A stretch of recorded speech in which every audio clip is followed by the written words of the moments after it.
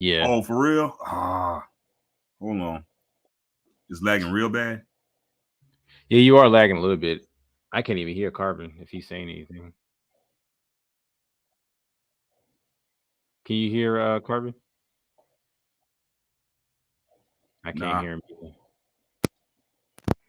Is it working now? Okay, I was just Okay, I can hear you now. I have my mic muted. I can hear you now. I hear you now.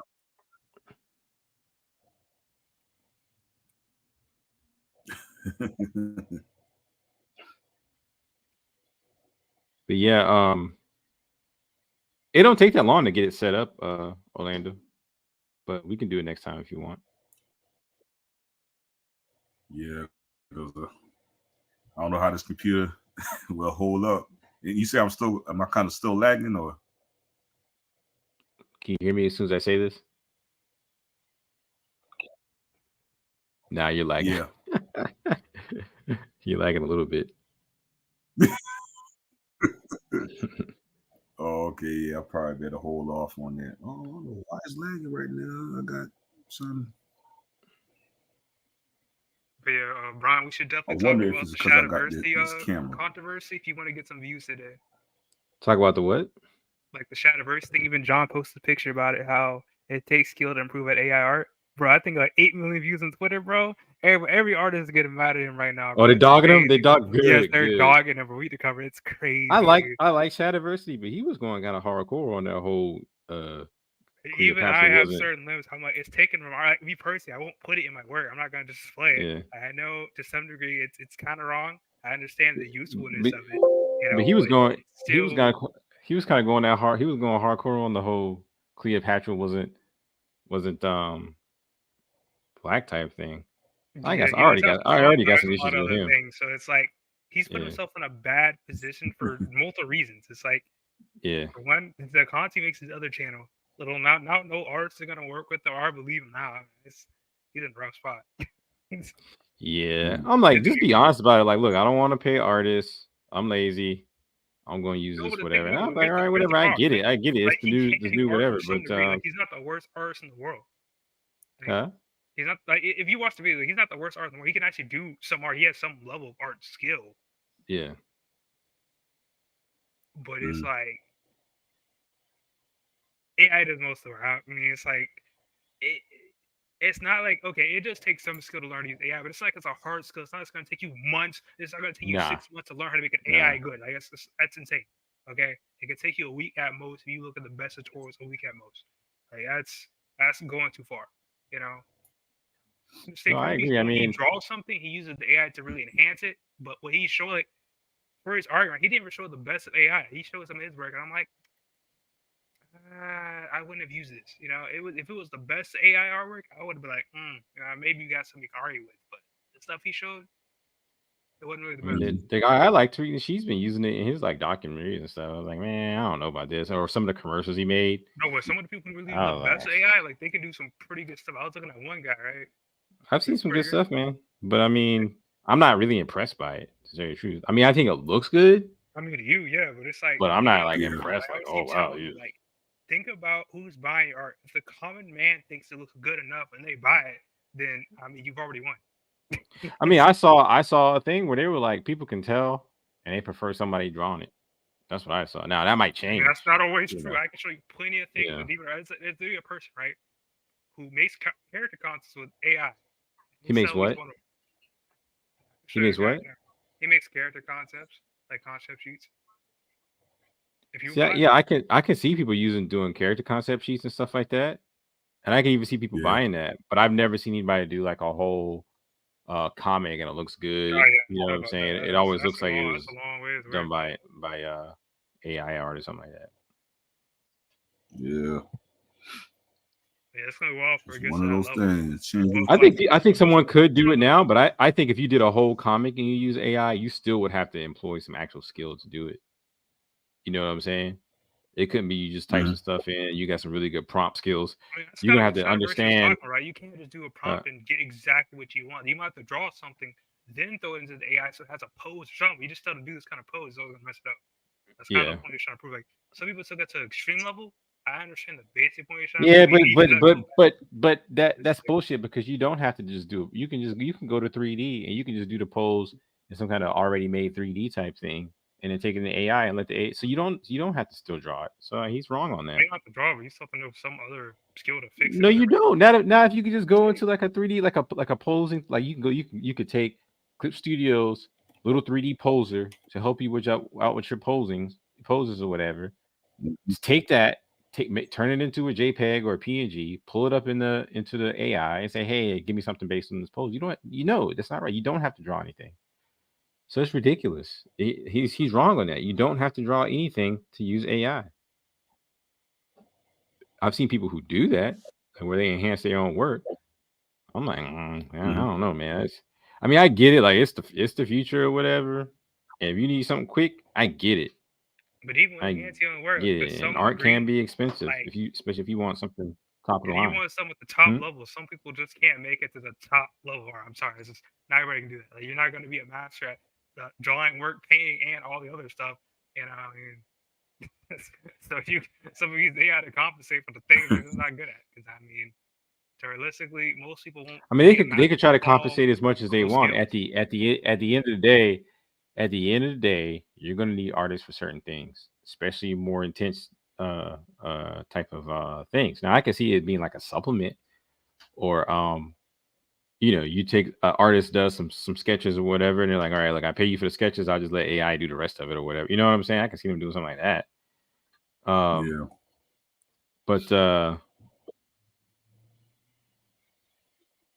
But I don't know. Every time you say that, I'm trying to figure out what kind of argument you're trying to make, other than you won't need the artist as much. You know what I'm saying? Because if someone's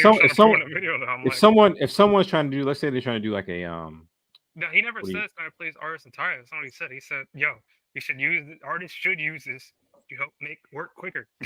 And it's their work. And I think good work. I think artists will do that. What I'm saying is that at the end of the day, people have, from what I read now, it's like I said, this might change as people get more used to AI art. They said that most people seem to they can tell when AI has done something, and they prefer when someone else. There's something about art that where people actually like seeing the expertise and skill of people actually doing it. And I think you just two random pictures and they don't know which one is different. You just not just two. You show up like five, where two is AI, and you'll choose on a five, and that's. You said a what?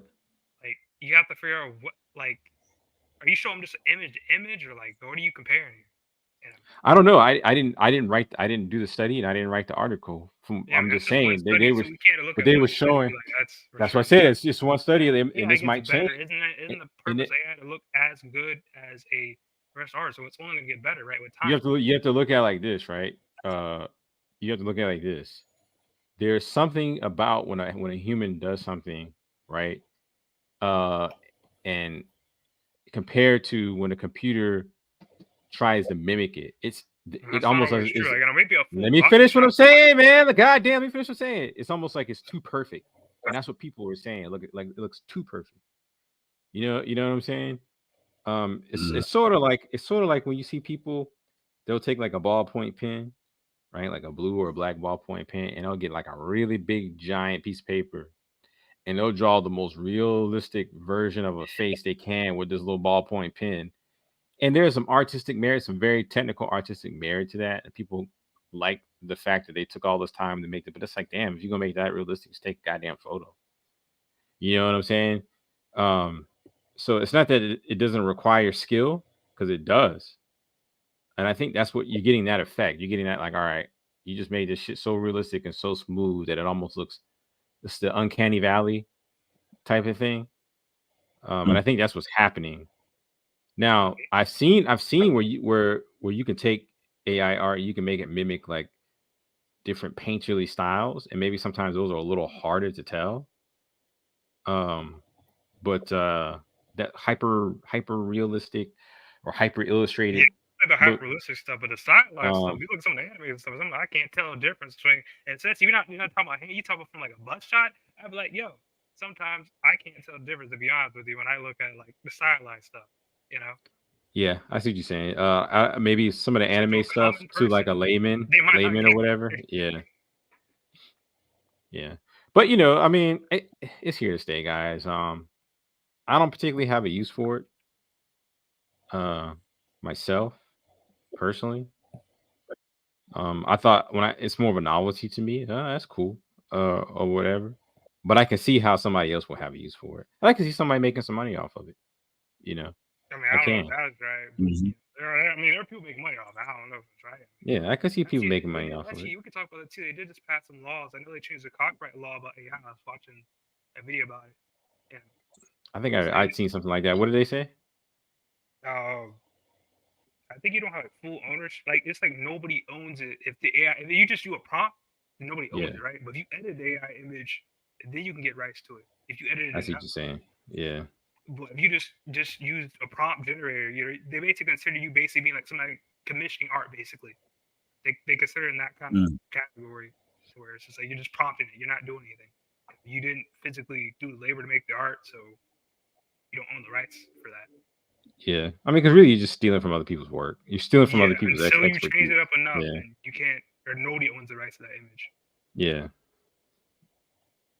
No, I think that's fair. I think that's fair. Um,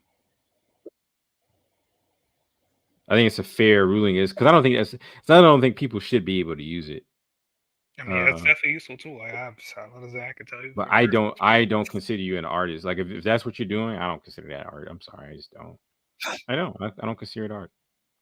Yeah, that's the biggest thing we're arguing with Cataversy about. He's like, because he called it AI assisted art, you know, and I'm like, I don't know if we should argue that that's art though. Yeah. I don't know. Because isn't art the part of the process, not the final image? At least that's what I would think people would. When you say art, right? I think people think of artists making art, not the painting. You know, the final paint. I don't think that's what people think when you say art, right? Yeah, it's how much how far is too far before you consider it. Hey, this is a machine doing most of the work because kind of like a car, right? Like if someone designs a car, there's still artists that go in and design the car. They may use machines to help them realize the final idea, like the final product, because it's just more efficient for machines to make cars than men. Yeah. Who were doing it. I mean, even back then we had like the conveyor belt system or whatever, and they Yeah. just added more and more automation to make the job more streamlined. But for the most part, humans still design cars. They use computers to help assist them with safety type of things and stuff like Yeah. that, and even like aerodynamics and stuff. But for the most Mhm. part, we design how they look and stuff like that. And I think with art, though, when it comes to trying to convey something artistically, right now, what I'm seeing with AI, I see a lot of um, pinups, pinup type art. It's not that it's not art, but Mhm. it's like, okay, here's this cool looking character. It's not that you can't do abstract stuff, but I haven't seen anything that that kind of like Basically came from like a human type well, no, that tells a story. imagination. No, it tells a Oh yeah, story. that kind of You know inspires what I'm stories to saying? tell a story, not if it looks Yeah. good or bad. Because Mm. even if Like you look at Frank tell a Frazetta's story. art, right? And you can all right, there's something, there's a story here. The story going on. So I mean he does pinups too. But it's a scene or something. And it's nothing you probably couldn't achieve that with AI art. If you told it the right thing, if you sketched the right areas in the right places, I'm sure you could probably come up with something. But then you come into the uncanny valley effect again. So yeah, you got a story, but now it looks too polished or something. You know what I'm saying?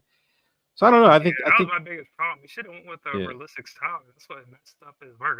I'm like, yo, because if you watch from the video, look, I can see you call picture. You rather just look at some pictures. I saw the little thumbnail. It was like Supergirl or something like that. It wasn't even just that one. It was like a couple other ones. Yeah, let's do it there. I mean, you can go to Twitter. You just want to scroll through his Twitter and just look at that. I mean, So they getting his ass right now. Dude, he got 8 million views on Twitter. I mean, plenty of people on YouTube are getting mad at that man. Let alone he had on YouTube. He has one of the most famous art brothers, or technically his art brother is one of the most famous art YouTubers. I'm like, what the world? His what? like his brother is like jazz. I can show you. It's like drawing with jazz or something. And he has like 6 million subscribers. Look at him earlier. Damn, 6 million. Yeah, like his brother is one of the most famous technical artists on YouTube, and I'm like, what the world? So I'm like, this is. They should be doing this auto save thing. It's annoying. Dude, it's 8 o'clock. 8 o'clock. I'm about to get started here. It's kind of crazy that his brother is like. That's that much of a ball, and he's still trying to do that. Give Demetrius and John a call, see if they're gonna join in. Even I need to add. Kind of defending him though, so I'm like. Yeah, add Mike to the thing. Damn, this thing doing this forever, taking forever to save. Come on, man. Did you want to check on? Said what? I mean, I saw the thing. I didn't bother looking at it. I just don't care. I mean, if you want to get some views, you can talk about it. I mean, it's really. We just talked about it. We just talked about it. If you want to watch the video or something, you know. Nah, because then we get copyright strike. No, you're not getting copyright strike on it. Man, it's gonna take forever to save, man. Because I would definitely want to hear how you critique him. All right. I mean, I just critiqued him. But I kind of already know. That's from me saying in the video. I'm not saying anything he said, but while you heard his word, I mean. I kind of already know what the arguments are going to be, and it's a slippery slope, man. It's a slippery slope. Because it definitely didn't take no 6 months to make AI better. No. So that was a really dumb thing to say. Like maybe you a week. If you find the best of the best, and you just do it for a week. I'm like, yeah. My computer's acting real stupid right just now. props. What I mean.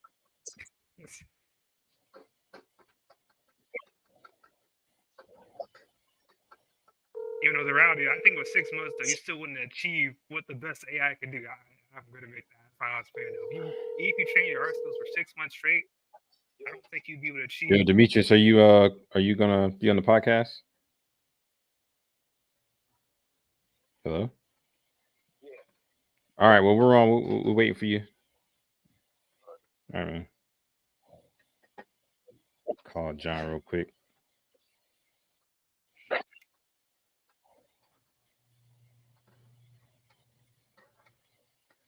Damn, that shit's taking forever to save, man. There we go.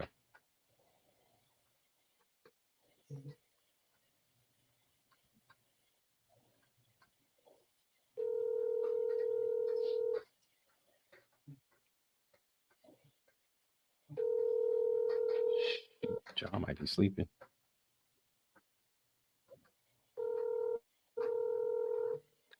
Might be sleeping. You're sleeping this early? Yeah, no. He'd pick up. So as soon as Demetrius get on, we'll officially get started. Officially.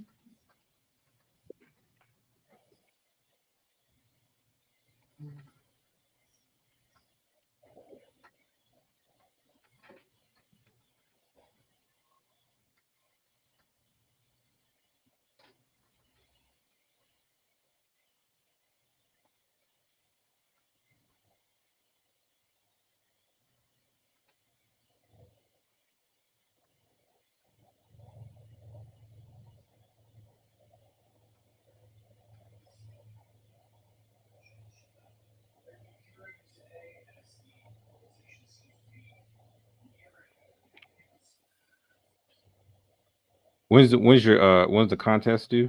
I'm just making slight edits. I mean, I already got it in the game. I was gonna make a couple edits to the waypoint because already I did try to delete the dress underneath, but because it was clipping. You try to do what? Like I'm just trying to clean up the weights, but I already got in the game and everything, so. It's just I'm trying to clean up as much as possible, you know, before I submit it. Because there's a couple waypoint errors, you know. I'm just gonna try to clean up. I mean, the character's texture and everything, so.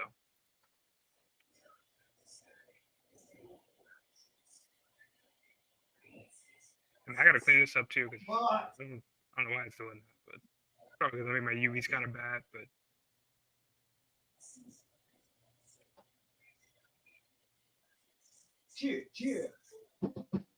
Damn, I was hoping John would come out. I wanted to talk. He got this new Dragon Ball thing coming out. I wanted to get his opinion on that. oh, did you look at that fan made or fan comment is making some kind of berserk animation or something like that? I posted that on the server. Nah. Yeah, like a bunch of fans got together and they're making some kind of berserk animation.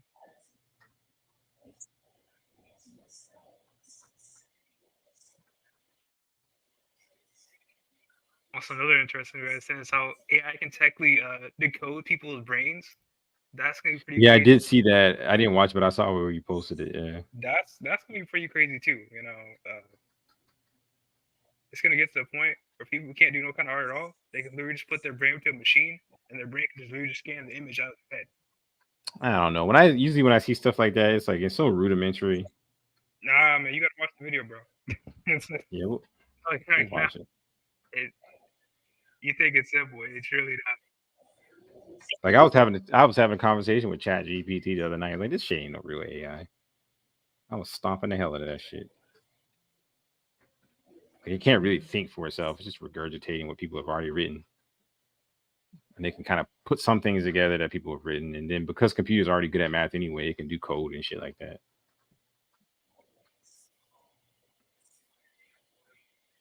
Boring. You know, it's like if you just use the base version of Chat GPT, it has certain limitations and all kinds of stuff. You have to kind of use the modified version if you want to get the full access to Chat GPT. That's true. Like, I'm using like the free version. Yeah, because it's gonna have all the biases and all that kind of stuff. You have to use a version where it's like use all the data you have with no restrictions. Yeah, and then it also I think it said its database was up to like 2021 or something like that. Yeah, so it's like 2 or 3 years old. Which is another issue. So it's always going to be kind of outdated. Is that the almighty Mutundo? Is raw. What's up, the almighty Mutundo? You got your OBS? Yeah, we can hear you. Are you gonna do some drawing while you talk with us? Do some bitching.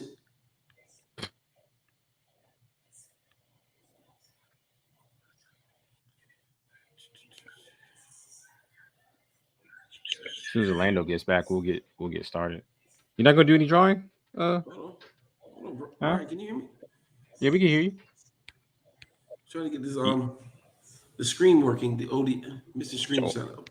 Oh, OBS. Yeah. You gotta open up OBS and then press that button that says was it virtual? What does it say? Virtual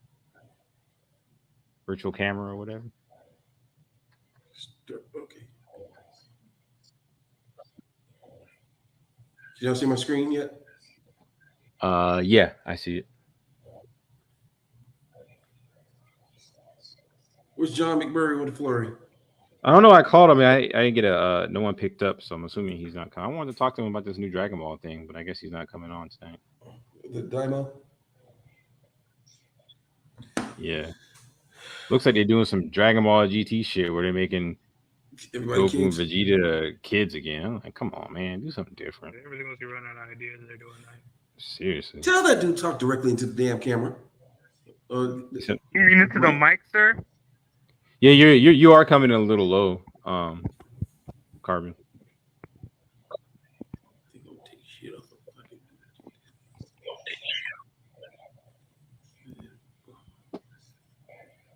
Shit.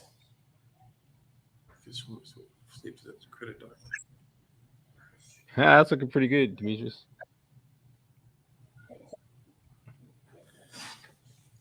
That's Mr. Cleophas, the man that shit on himself. Can you zoom in a little bit? Hold on, I'm trying to. Oh, okay. Yeah, that's better. Y'all don't need to see my camera, right? Y'all can look at the air, right? Huh? Yeah, there you go. Yeah, zoom in a little bit. Yeah, it's looking pretty good.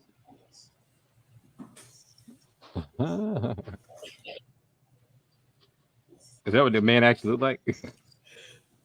Basically. I didn't draw glasses on him, but yeah, basically. Hilarious.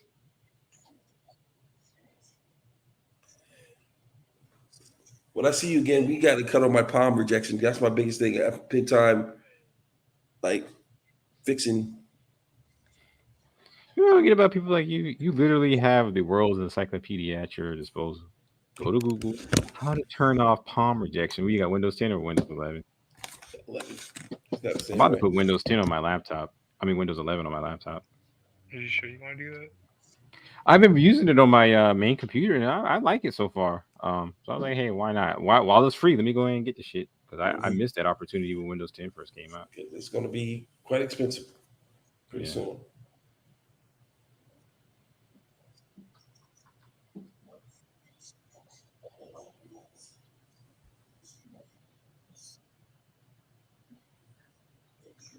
Only thing I'm concerned about is this Clip Studio. Hopefully, Clip Studio still works with it. I don't want to update that because I know the Adobe software works on it because I've been using Adobe software on my big computer, my tower computer, and it's been working pretty well. But I've never used Clip Studio.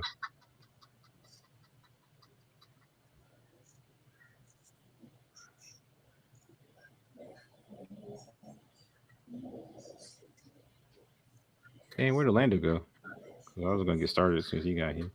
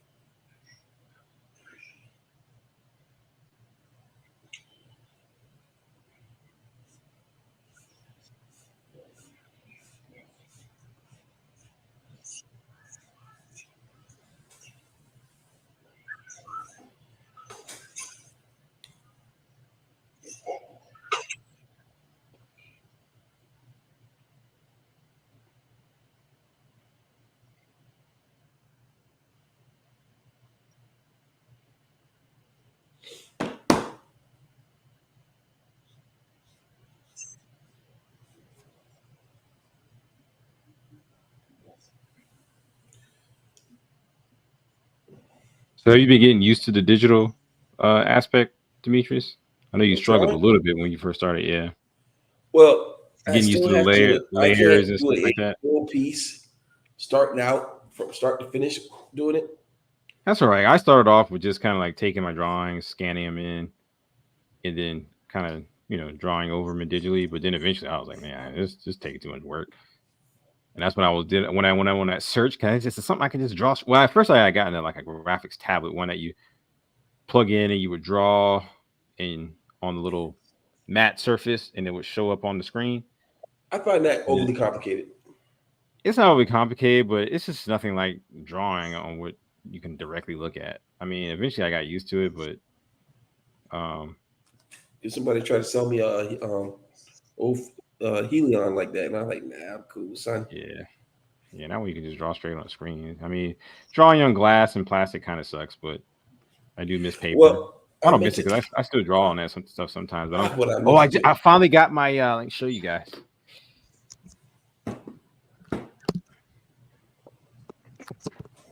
You're not showing me shit because I can't say shit.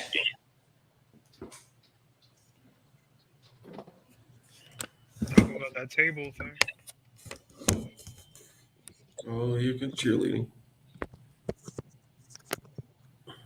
Y'all see this big thing right here? Y'all see that? Huh? Can y'all hear me? Hold on. Gotta go to StreamYard so I know what the hell you're talking about. Y'all see that? Nope, because I don't know what the hell you're talking about, Brian. You don't see that on my camera? Box, man. The box. It's a big ass box. I can't. Yeah, these are. You don't see it says LED panels. There's 2 giant LED panels in here. The type of the lights you see in office buildings, big rectangular lights. And I'm going to use one for my drawing table. And I finally came up with that solution instead of getting a whole bunch of little skinny LED light strips and stitching them together, which I could have done, but it took work. I don't think doing all that. And then when I looked at the cost, it would have been a little bit cheaper, but not much cheaper. And then there's a giant light pad that you can buy for about $300-400. And I thought about that solution. I was like, man, I'll be spending $300-400. I'm already $300 into trying to update my drawing table. So I found this one guy where he's a photographer, but he's also a really good artist, painter, and he made his own movie. Like he made his entirely his own movie using his own special effects back in the 80s.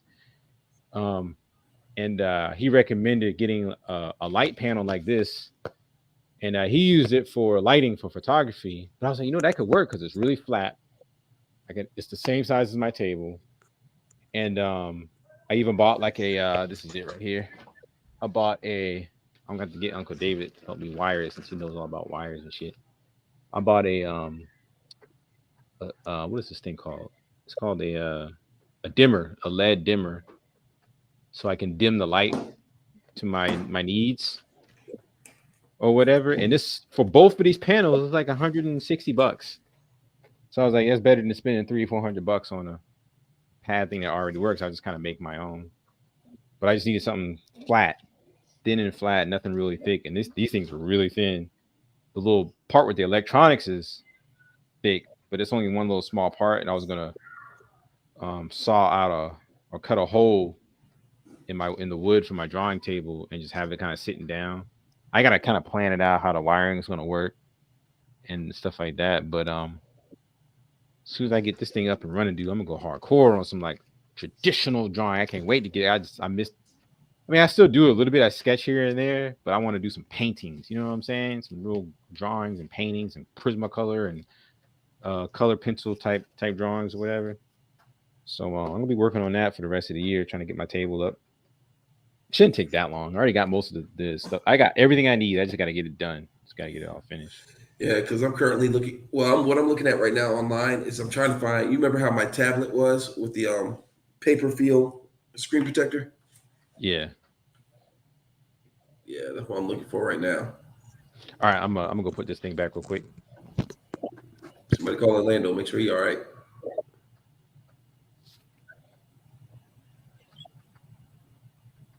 Oh yeah, I'm right here. Y'all still hear me? Yeah, I do.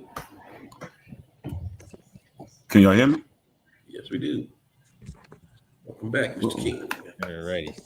Oh, you back, Orlando?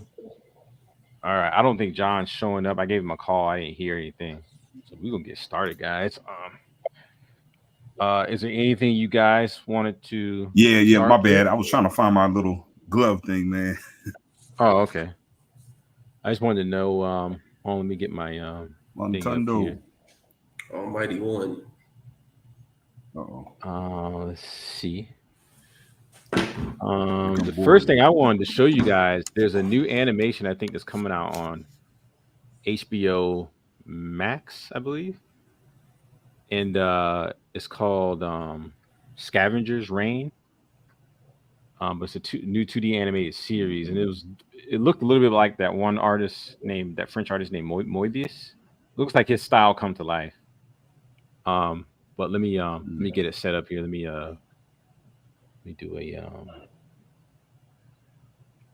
present share screen. Share screen.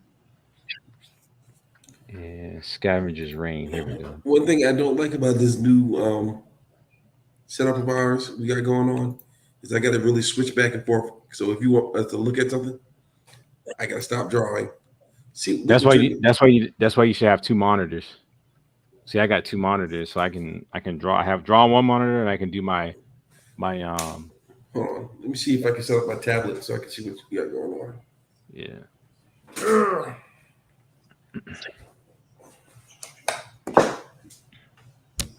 Do y'all see what I'm sharing though? I'm about to play it.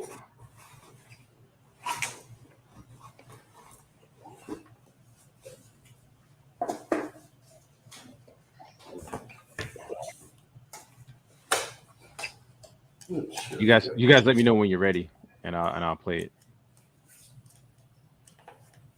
I think you said you're gonna set something up, Demetrius.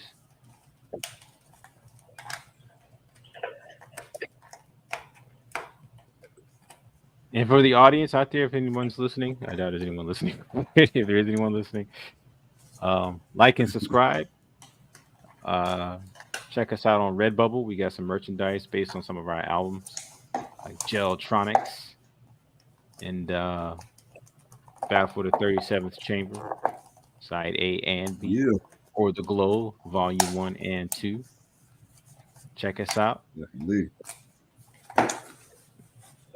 I got to get some graphics up, so every time I say that, I can press a little graphic and a little subscribe. Can you hear me? Yeah, we can hear you. Let's see. I'm gonna make y'all laugh, man. I've been re-listening to this Richard Murdoch the shit that happened in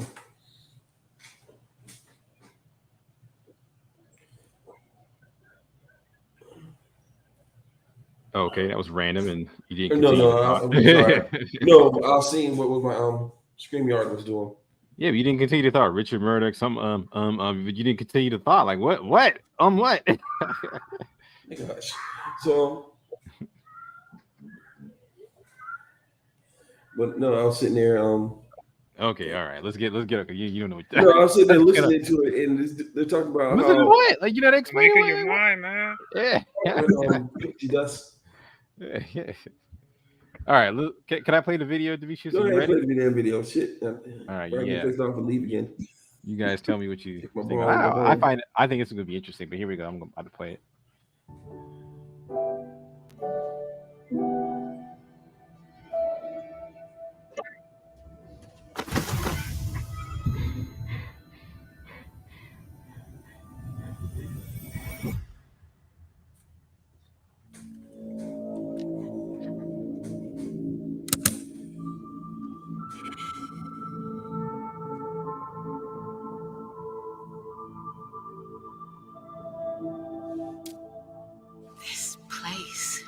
Like a puzzle.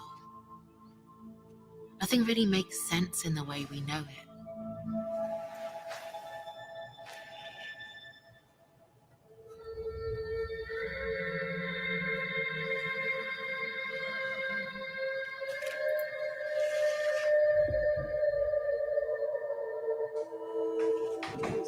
Ursula, what is happening to me? I don't know.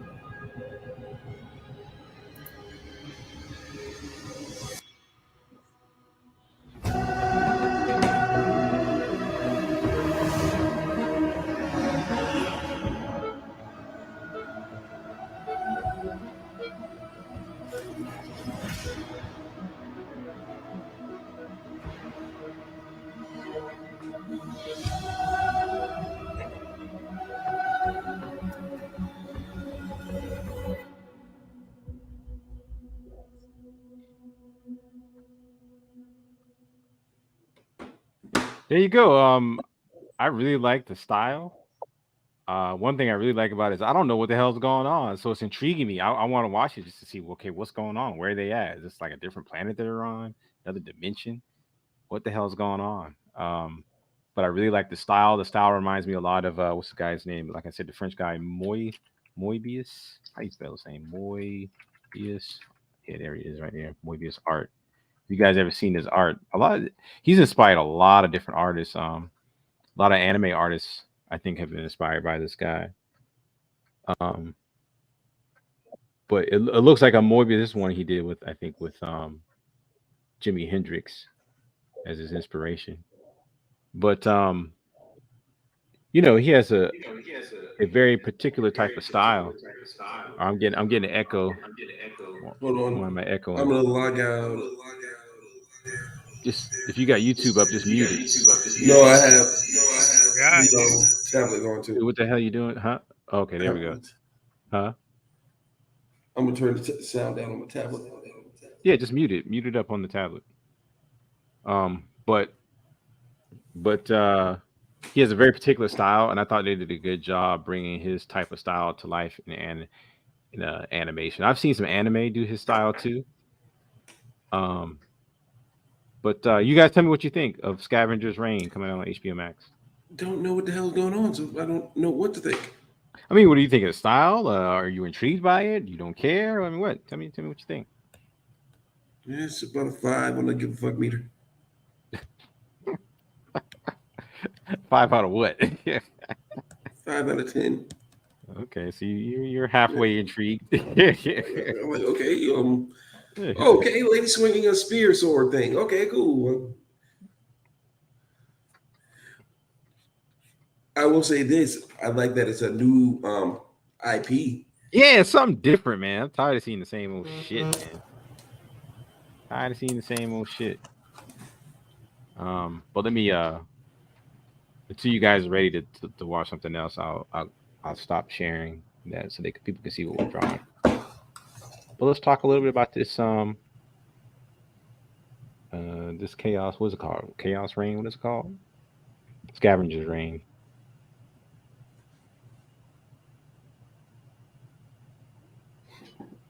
There we go. But I agree. I like the fact that it Then what happened to Orlando? Was he able to see the trailer? I think he left halfway there. Oh. Oh, can you hear me? Yeah, we can hear you. Okay, you said what's the name of it again? I'm gonna look it up on my YouTube. Okay, it's called Scavenger's Reign. Scavenger's Reign. Okay, I'll look it up. Okay, so what did you drop off, Orlando?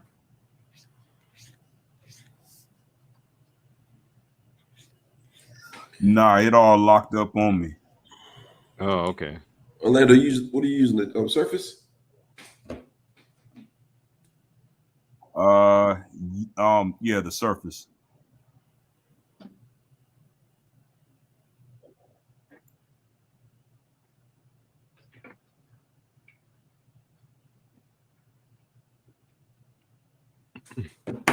I just thought that I like the style of it, like the character designs. I like the weirdness of it because I don't know what's going on. It for some reason it kind of reminds me of Nausicaa, the Valley of the Wind. I mean, like maybe a more serious. I mean, Nausicaa got kind of serious at the end. Yeah, yes, it did. Maybe a more serious version of Nausicaa, the Valley of the Wind, as far as the overall aesthetic of it. Which is probably one of my favorite Miyazaki films. Nausicaa, the Valley of the Wind, Castle in the Sky, one of my favorites. Princess Mononoke is my shit. I like Spirited Away. It's some of his newer stuff I don't really care for. Like a lot of people like that Howl's Moving Castle. I didn't care for it.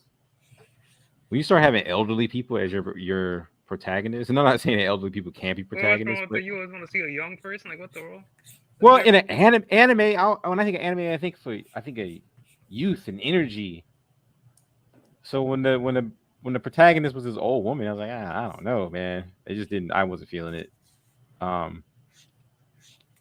But it's okay. I didn't mind it. It's not one of my favorites. And they got that new one called something Boy in the Heron or whatever. I'm gonna check that one out. But the thing about Miyazaki is this: he stopped making stuff like for himself pretty much, and he started making it for his grandkids. I think they said. Yeah, I can see that because that Ponyo, I went to the theater to see that. I didn't really like that all that much. It was too kiddie. It was too childish for me. You know, whereas like Nausicaa, like that shit, dude. Like they were getting people got murdered. Freaking monsters, weaponized monster looking things right at the end, doing like atomic type blast and shit. Even Princess Mononoke had like even though it was very artful, artistically rendered, it had a serious tone to it. But I didn't really care for Ponyo, I guess, but I think that was designed more for children. Castle in the Sky even got serious there for a second when Laputa, the Castle in the Sky, man, that German Nazi type dude was whooping ass. I don't know why I'm doing this. I don't need these wrinkles under here.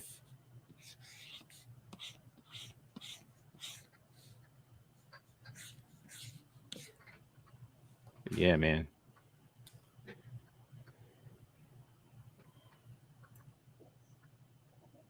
Yeah, I just checked it out. Am I coming through okay? Yeah, you good. So what do you think? Yeah, it's interesting. It's interesting. It's like what do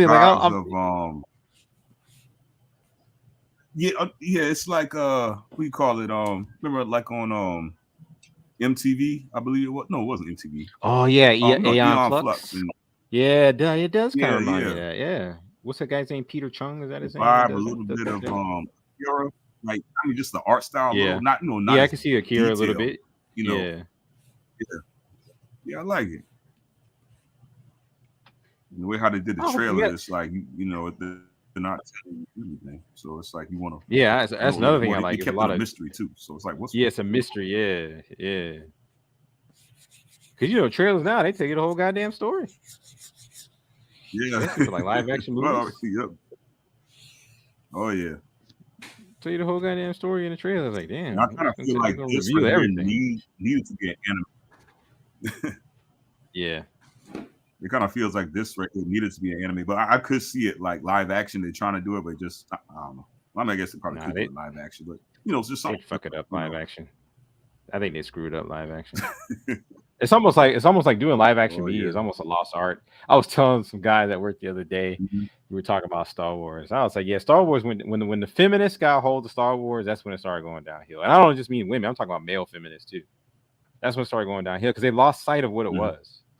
Ultimately, what it is a male fantasy. It's a male fantasy. It's a male sci-fi fantasy. It's a male fantasy opera thing in space opera. And they mucked it up with putting all their feminist bullshit in there, and it's like it's not Star Wars. It's not Star Wars, and I think that's really affecting Hollywood these days, and that's why we're not getting the type of content that we were used to when we were growing up, man. Or even in the early 2000s, a lot of those men were pushed out with the whole Me Too thing, probably, and these feminists have taken control. And the gay mafia too, they're hardcore in Hollywood. They got to be in everything now. Huh? Because of that, just turn my music off. I heard what you said. Yeah. There's a demand for people like you guys to make some good shit out there. Did y'all hear that? Uncle David said that there's a demand for people like you been playing the podcast. Yeah. They want some good shit. Yeah. You got to use everything you got. Go for it right now. No, you're right. You're right. Uncle Dave said there's a demand for people like us to make good content. So we need to get on our shit, guys. Yeah. Get on our shit, man. But yeah, did you guys have anything you wanted to show or talk about? I got a couple things. So I got something I want to talk about. No, I'm like actual show, like a YouTube or whatever that you wanted to discuss. Because if not, I'll show my second thing. I'm going to take that as a no. Yeah, man, I posted that Berserk thing. Well, I would say this though. Oh, thing. Yeah. Remember that. What's it called? Let me try to scroll through and find it real quick. I don't know where what are you talking about, Brian? I don't know if I broke up or you broke up. You said what now? No, Carbon was saying there was a fan Berserk animation people. Yeah, it's just called Teaser Berserk, the Black Swordsman. Right? If you just search up Studio Clips, you'll find it. Studio Clips. The Black Swordsman. Hold on, guys, hold on. Man. Hold on, fellas, hold on. Brian, what's up? Did the young fella just say the first great thing that ever came out of his mouth? Oh, the teaser. But this is a fan made thing. We're about to judge the quality of it now. No, if you want to, once that was their 3D, you know, I can bring up some bad stuff. Don't maybe bring up so some this bad says stuff. Kermit, I cannot hear anything you're saying. Nothing. Yeah, because I don't know what if this is mic. Yeah, man. Like get your mic together, man. I'll get as close as I can then, man. That's better. You need to fix you need to get a new headset, man. That headset sucks. I got the same headset. That mic on that thing sucks. You see, I'm using the other one. Mic, it's just the thing is drooping down like this. It sucks. I know it's poorly designed. Yeah. When the mic is fine, it's just the stick thing they use. Yeah, it's poorly designed. That's my point. It's poorly designed. But let me pull it up here. Let me share the thing again real quick. Studio. Present. Share screen. I'll just increase the. Is and better? then we'll go to.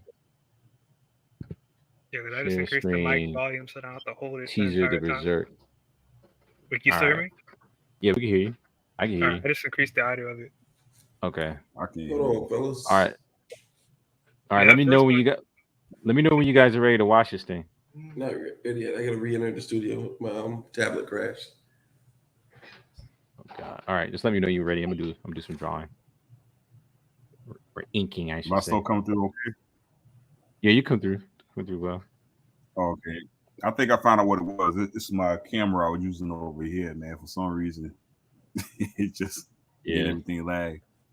We're gonna get you. We're gonna get you set it up with OBS. That way you can just share your screen. I'm even doing it. You said it's called OBS. Yeah, it's free. OBS. All right, I'll make sure I download that on here. OBS. Let me look it up. While Demetrius get me. Yeah, let us know when you're ready, Demetrius. I'm back. Okay, cool. All right, you ready, Orlando? I'm about to play this bad boy. I'll be the critique of Carbon's new Berserk. It's only 28 seconds. That's about it's like a. It's just a teaser. I don't know what you guys are expecting, man. No, I'm not knocking. I was just trying to. All right, but here we go.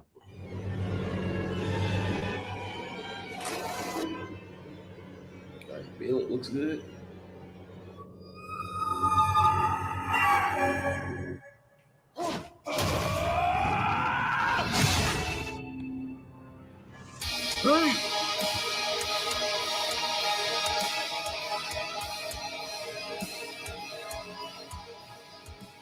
You know what, Caleb? I have seen this. I was on I think I was on Twitter. Someone and I looked at it. I was like, "What's wrong with Casca's face?" I was like, "It looks amateurish." Now I know it's fan, but look, I have to give him credit. It looks good overall. It looks good. Run it back. Looks pretty good. Yeah, it's not bad actually. So I shouldn't knock it. I'm not knocking it, but I remember thinking there's something not right about her face. And it's not the usual. No, you still gotta give them the fact they got a whole team together to make an animation. Look, still, I have to.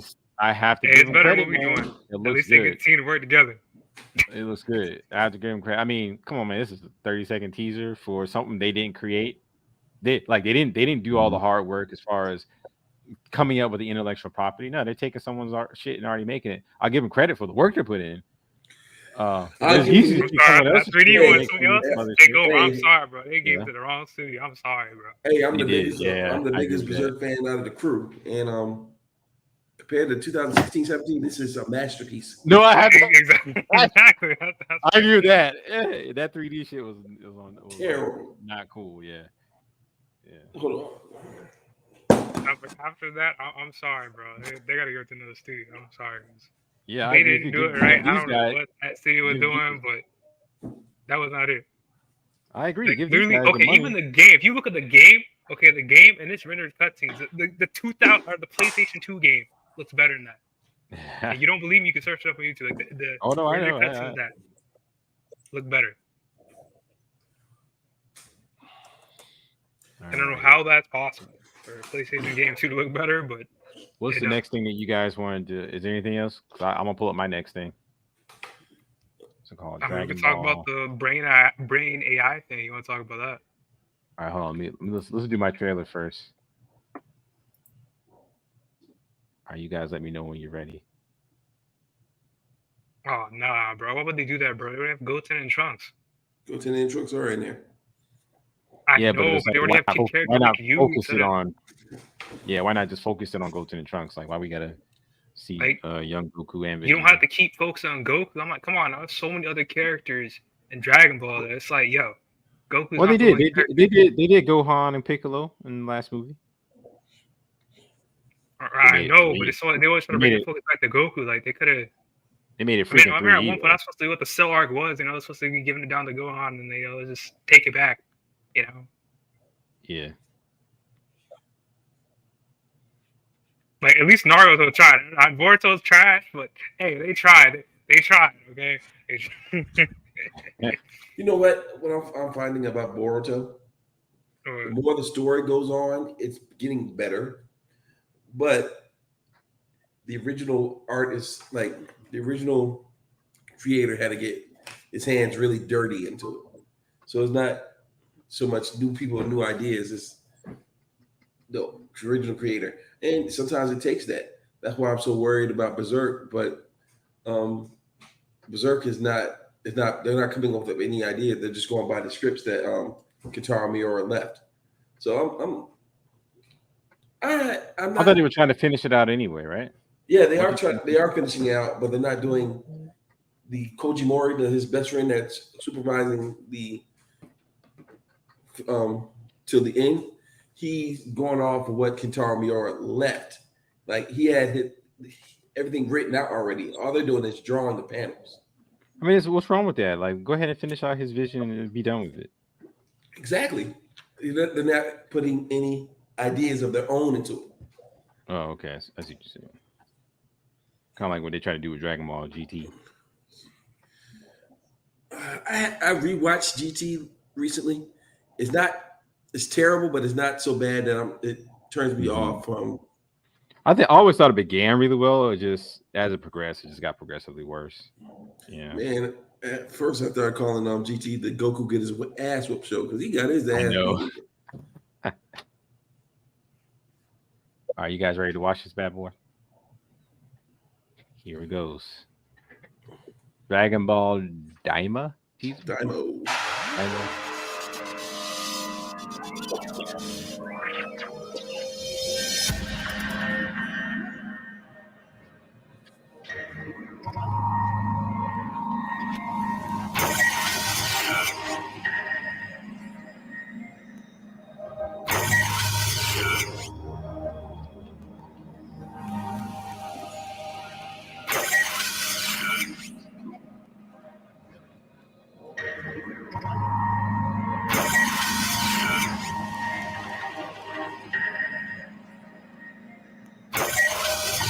I don't remember seeing all this. I thought they got straight to the point. You know?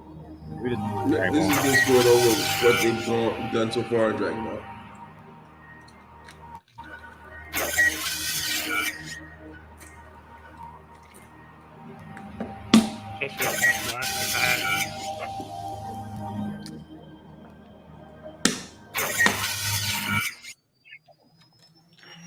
Here we go.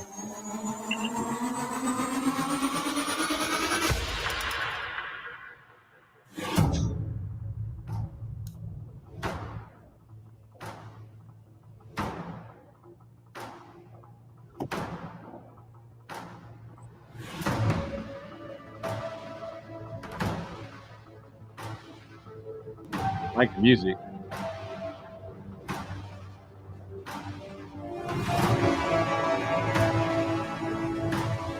Let's see a series.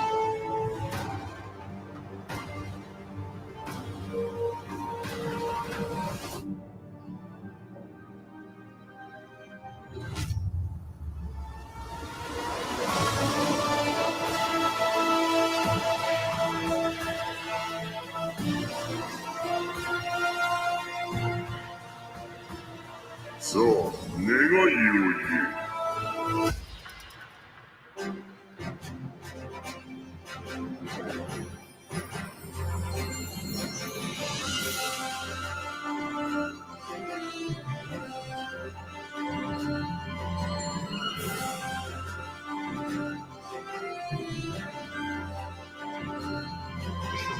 idea.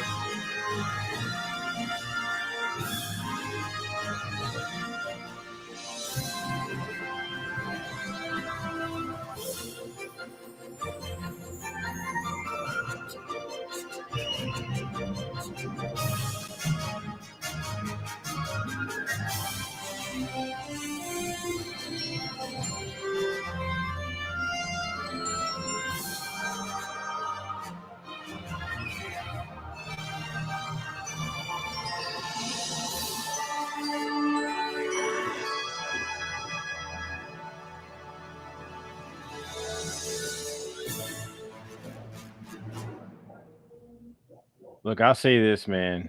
I don't like the 3D Dragon, but overall, the 2D art looks amazing in this. This looks way better than Dragon Ball Super. Way better than Dragon Ball Super. Why are they kids though, bro? That's the problem. What would they Yeah, I don't like the maybe stupid. the Like, story isn't most of direction their they're audience going in. like older anyway? Why even do this? Yeah. Like, no sense. Yeah. Well, what they're going for is, of course, the GT aspect, but it's just a throwback to original Dragon Ball. That's why Goku's a kid again. Bro, all the characters were kids in that. I mean, if it was just Goku, I'm like, okay. But, you know, why are all them kids? You know, even back in the original Dragon Ball, not everybody was kids. Carbon, tonight, and everybody, good thing we're recording this because I can't take it back. I agree with you. I think they should have done something more progressive towards the future. I agree. But on the other end of that coin, I'm actually happy that they're continuing a Dragon Ball story because, you know, it's been 5 years. Why not continue Super? Like, why do we have to do all this stuff with the kids? Because there's a big dispute within that studio. They have Capsule Corp Japan now and the Dragon Room, and they're not meshing well. They got and it's nothing against them.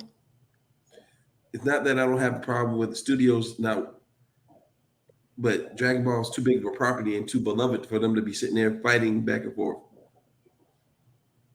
So are they basically fighting in which direction they want to take? Yeah, they wanted to go. That's interesting. Like, I would say, just don't focus on Goku no more. It's like they have like so many other universes now. Like, yo, there's so many other characters like the main characters. At this point, I'm like, yo, Goku's days are over. Quit making stories about Goku. I'm sorry. He's old. I'm tired of him. Makes new characters. Yeah, but just like at this point though, Carbon, that's like saying don't make any more stories about Superman. Goku's become almost as an iconic Superman.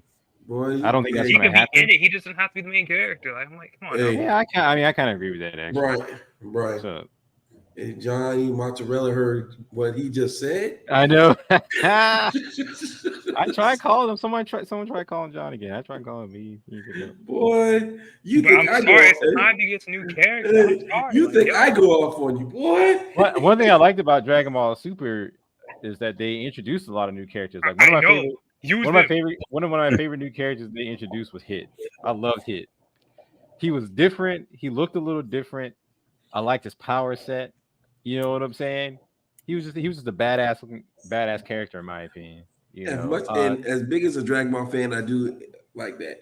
I don't like the fact that they keep on rehashing the story over and over again, though. Yeah. Like, because in Super, like in the newer mangas, basically, I think the Moro Saga was basically the Majin Buu Saga all over again. Yeah, the Cell Saga. I followed the Moro Saga a little bit as the manga. I didn't like how it concluded. I like the way that Moro looked. I didn't like how his younger version looked. I didn't think it looked that cool. His older version looked kind of cool, but that younger version, I was like, I don't know, man. All right, but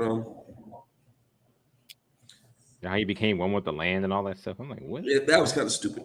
Yeah, but I think they just ran out of ideas. To be perfectly honest with you, I thought they were going to do something like because Vegeta was getting more of that training from Yard Rat. Mm-hmm. I thought he was going to be kind of like the hero of that arc or whatever. You know what I'm saying? He got beat down yet again. Yeah, I remember we had a spirited discussion a while back. A very spirited discussion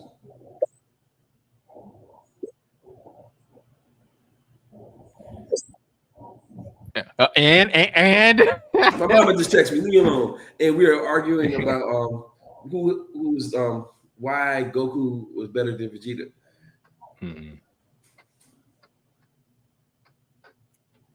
And And we always said that technique was the goddamn thoughts, dude. You see, we always said that technique was better than just raw talent. And for a long time, Vegeta was exactly that, raw talent. But in the Moral Saga, he got technique, and they said that he was actually better at the techniques than Goku was. Yeah. So does he know how to do the instant transmission now?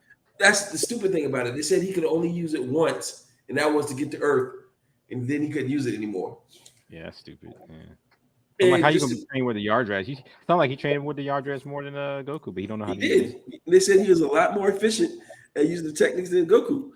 But in defense of my favorite anime character of all time, they said that Goku's training was rust. Yeah.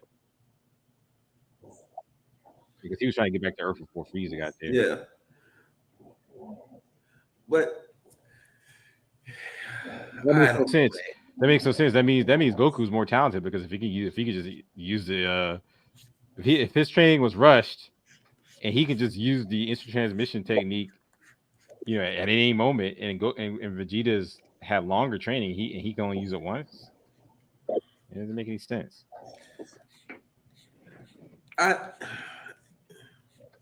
The guy who's writing Dragon Ball now is not the greatest. We all agree to that. You need to fire him.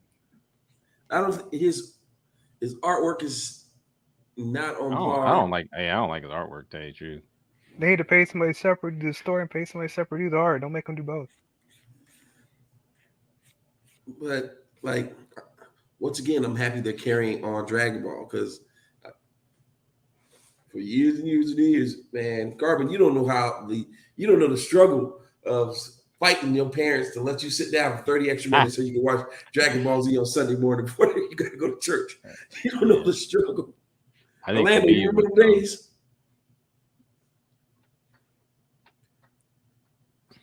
You're muted. Are you there, Orlando? He's muted. Yeah, see, we can see you, but we can't hear you if you're saying anything. Orlando, you there? He's Orlando muted. Orlando looked like some kind of like, you know, top secret government agent like spying in on it.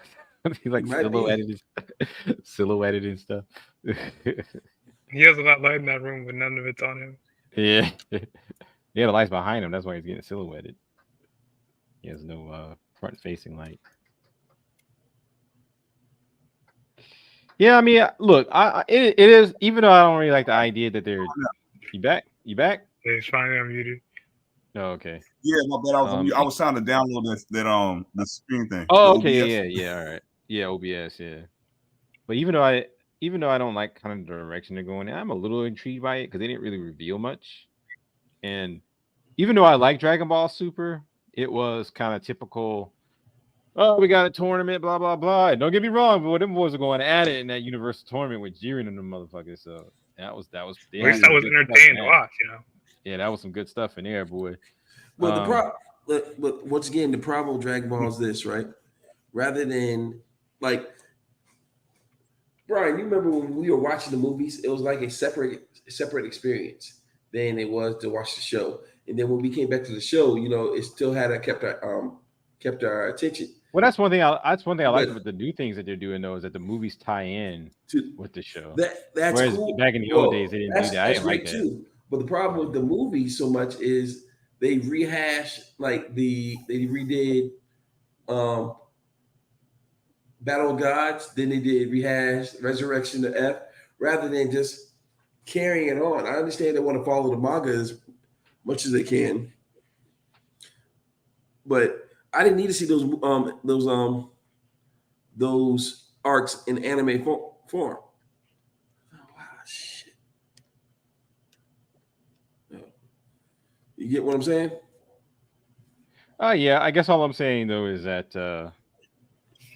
I'd like to see how Super continues. Well, you know, the problem with Super is this: we already know how it's going to end. Well, they don't always follow the manga No, You know, it's well. You remember this is taking place like before Z ends, so yeah, so we already know how it's going to end.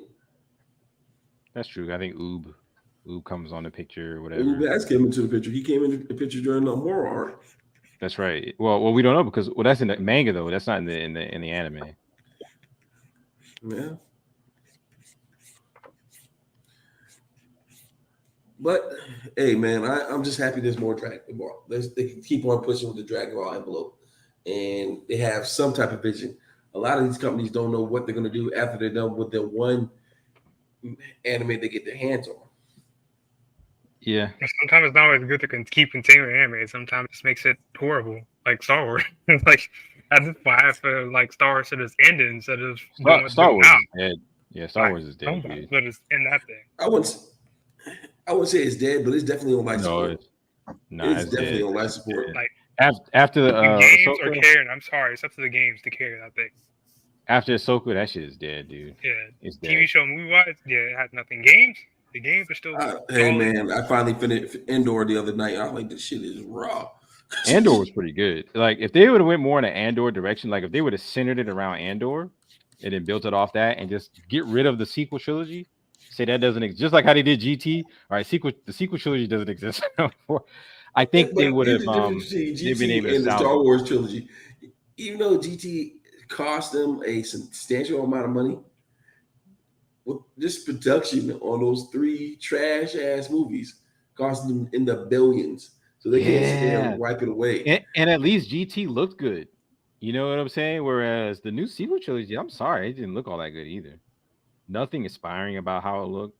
There's a couple scenes here and there, but overall, man, it just wasn't that great of a look. The films weren't that good looking. The lightsaber battles weren't that good, man. And oh my god, the lightsaber don't battles, work right. That's the first problem. What do you mean? Yeah, and the lightsaber battles in freaking Ahsoka, some of them are okay, but most of them are horrible, dude. Horrible, especially Ahsoka. Like instead of getting a stunt double, right? They got this 40-year-old woman out there trying to do lightsaber work, and she's never done it before. I'm sure they gave her some training, but I'm like, man, she looks like a 40-year-old woman doing. Like, get somebody in there that can move. You know what I'm saying? That's how she looks. She's not even like agile with it. You know what I'm saying? Or hire the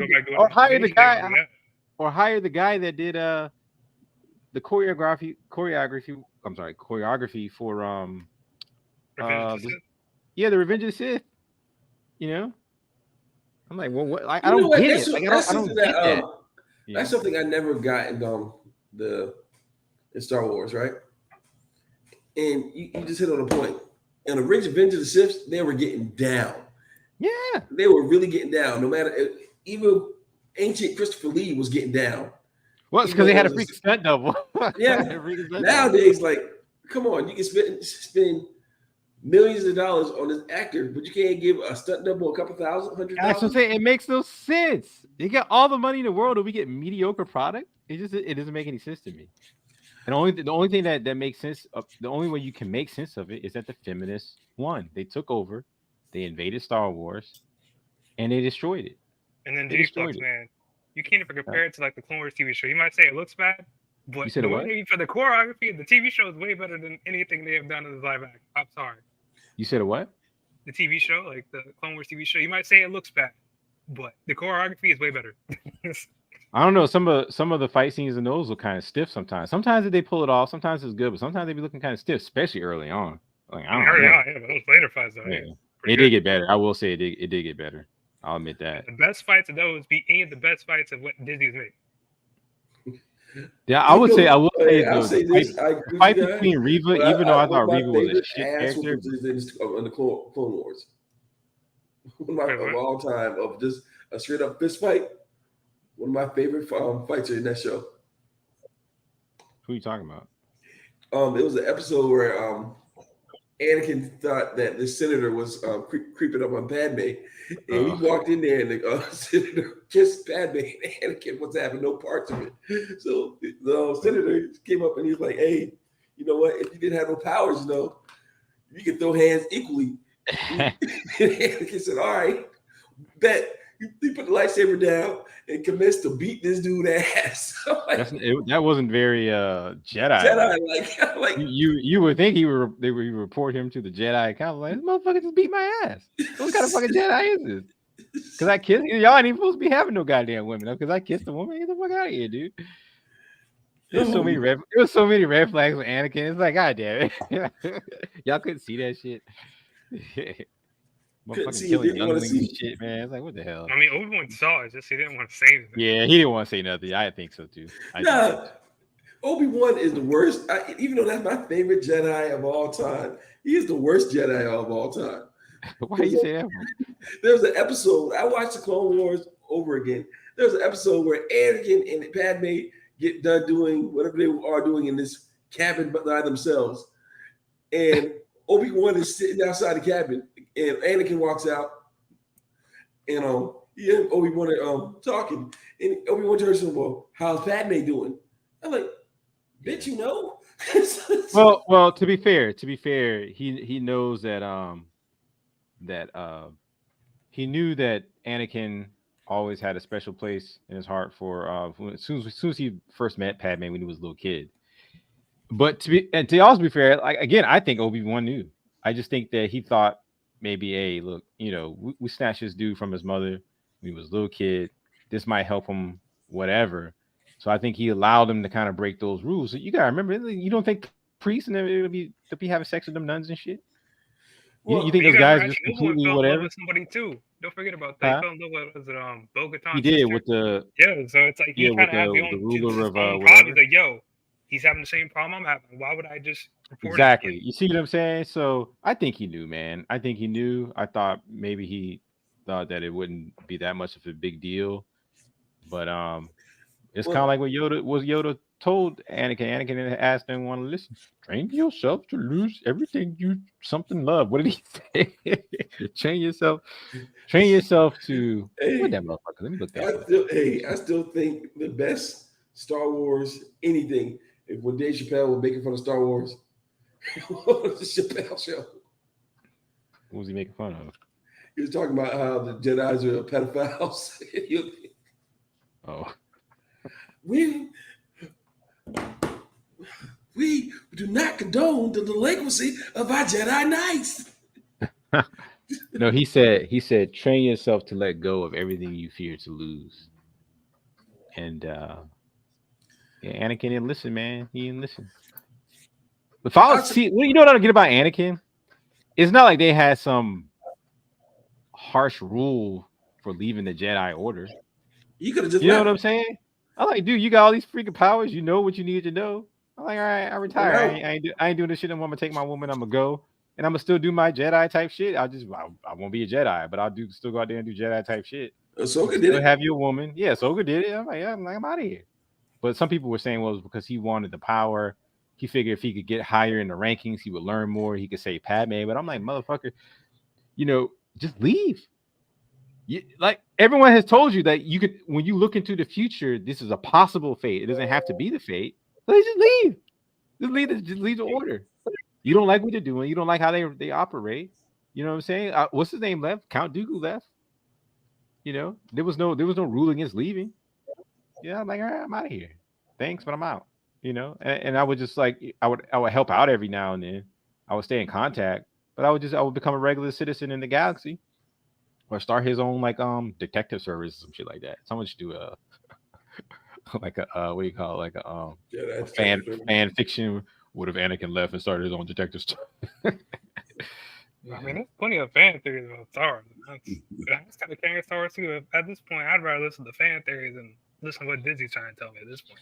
You know the problem with Disney, and there's nothing. Once again, there's nothing wrong with coming up with original ideas, but everything they've come out with since they bought Disney has been trash. Trash, man. It's straight trash. And everything that they had pre-written was good.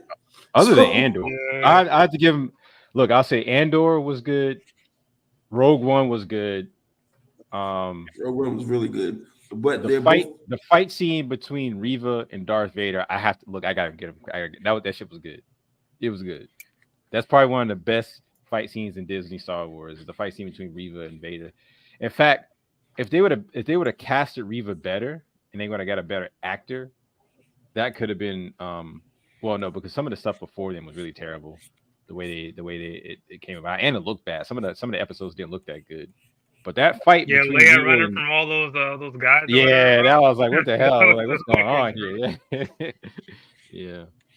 But I think the Obi-Wan series had potential. They just dropped the ball on even the Boba Fett series had potential, but that too. Sorry, Boba Fett fighting against, was it Black Persona? That fight was pretty bad.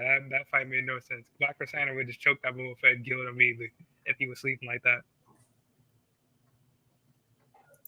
I don't know. I didn't think Boba Fett was as bad as everyone said it was, but it wasn't great either. It wasn't great either. That show was horrible.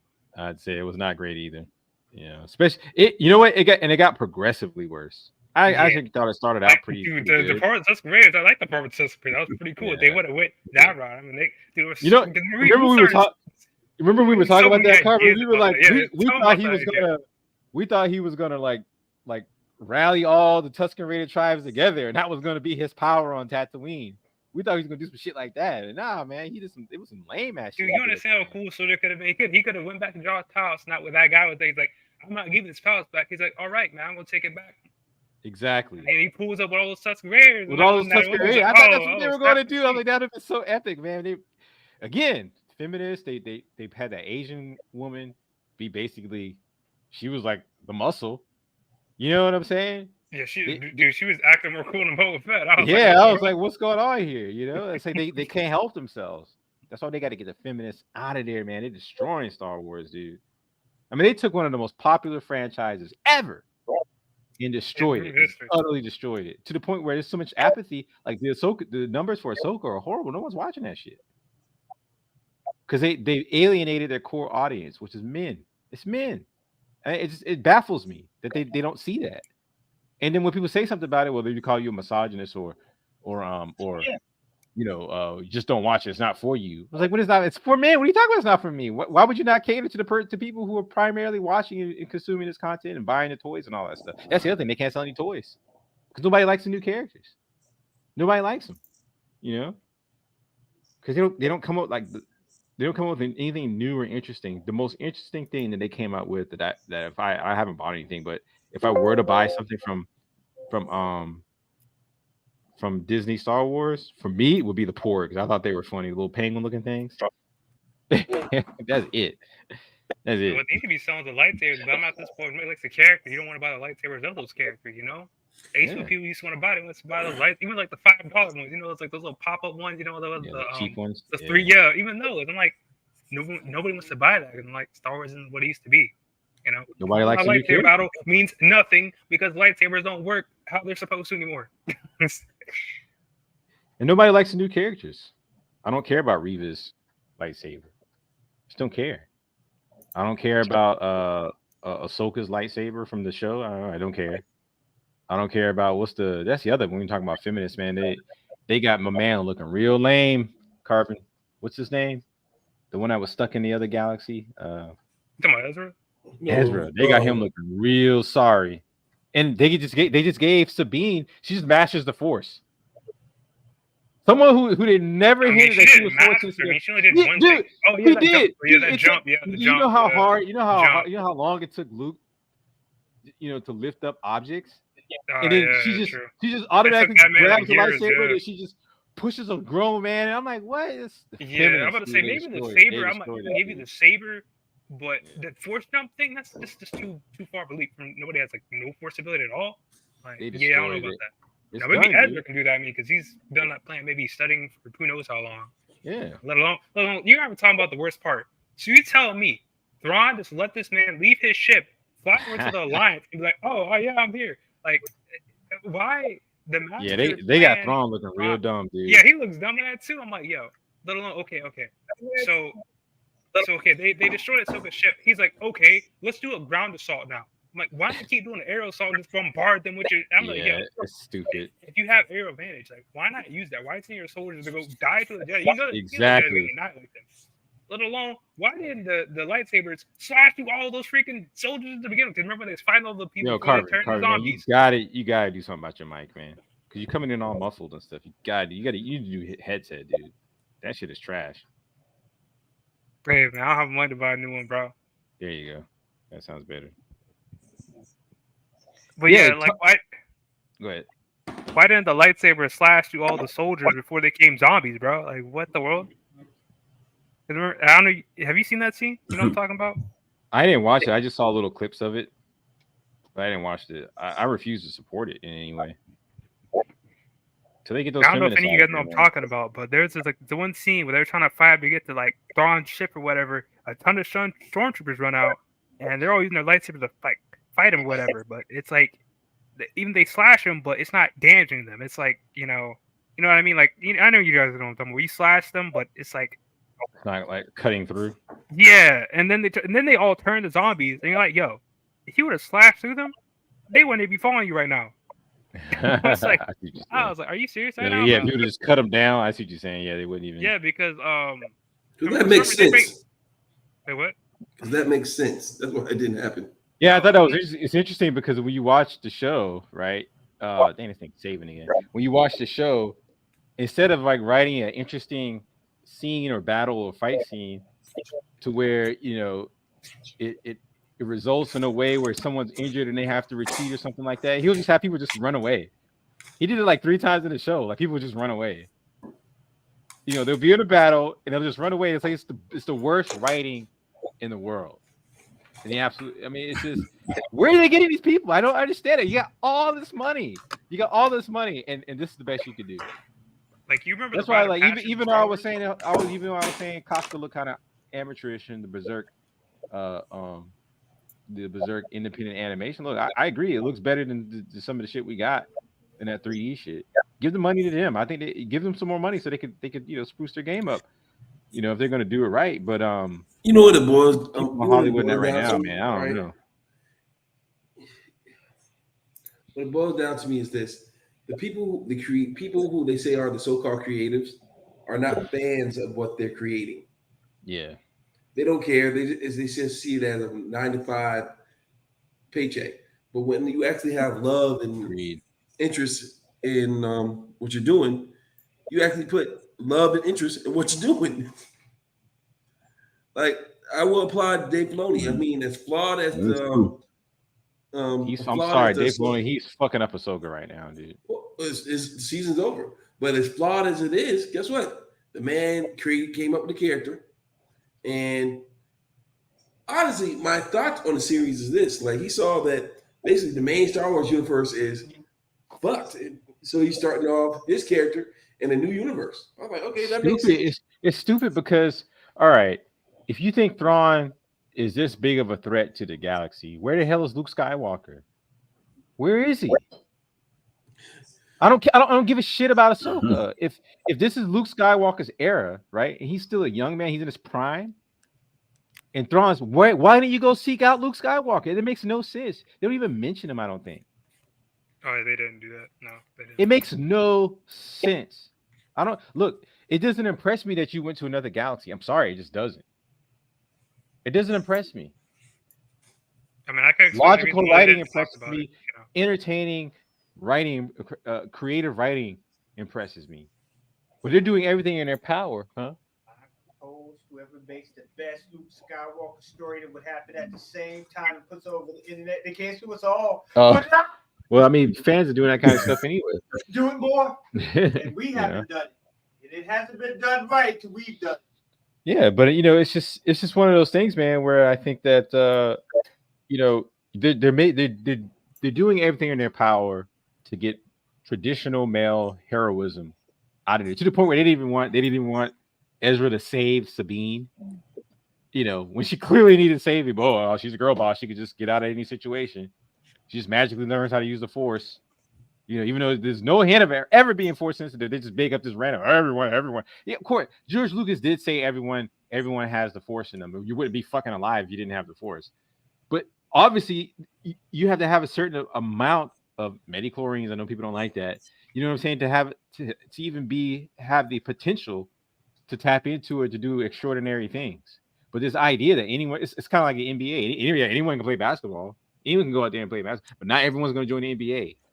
That's what the Jedi order. That's what Jedis are. They're the NBA. I don't care how much you train, Orlando. I don't care how much you train, Carbon. I don't care how much you train, Demetrius. You're never joining NBA. You're never going to get in the NBA. It's not going to happen. And you can jump really high, Orlando. Or you used to be able to. Yeah.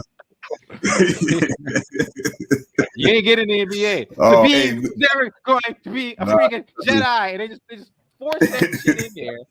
It's like, what the hell, so we've been jumping high for long. Yeah. Oh, they're what the hell? another thing too. They brought back the Night Sisters too. I was like, why did they bring them back? How are they even on this planet? I was like, what the world?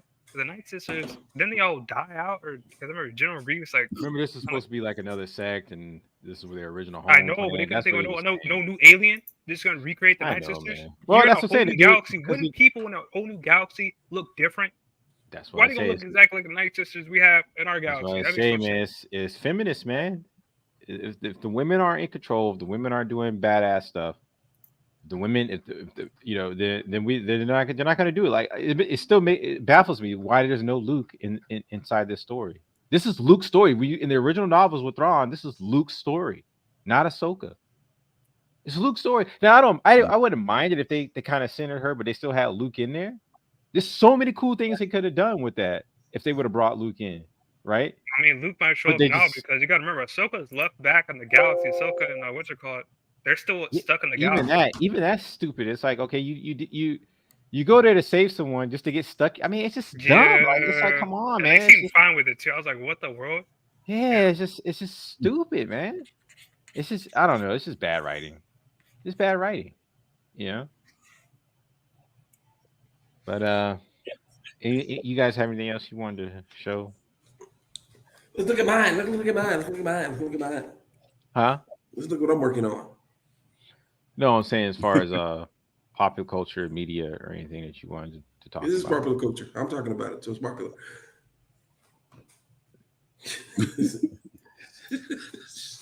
No new movies? Oh, there's nothing. Bro, there are no new movies coming out, even with the strikes and everything. Yeah, that is true. He has a point.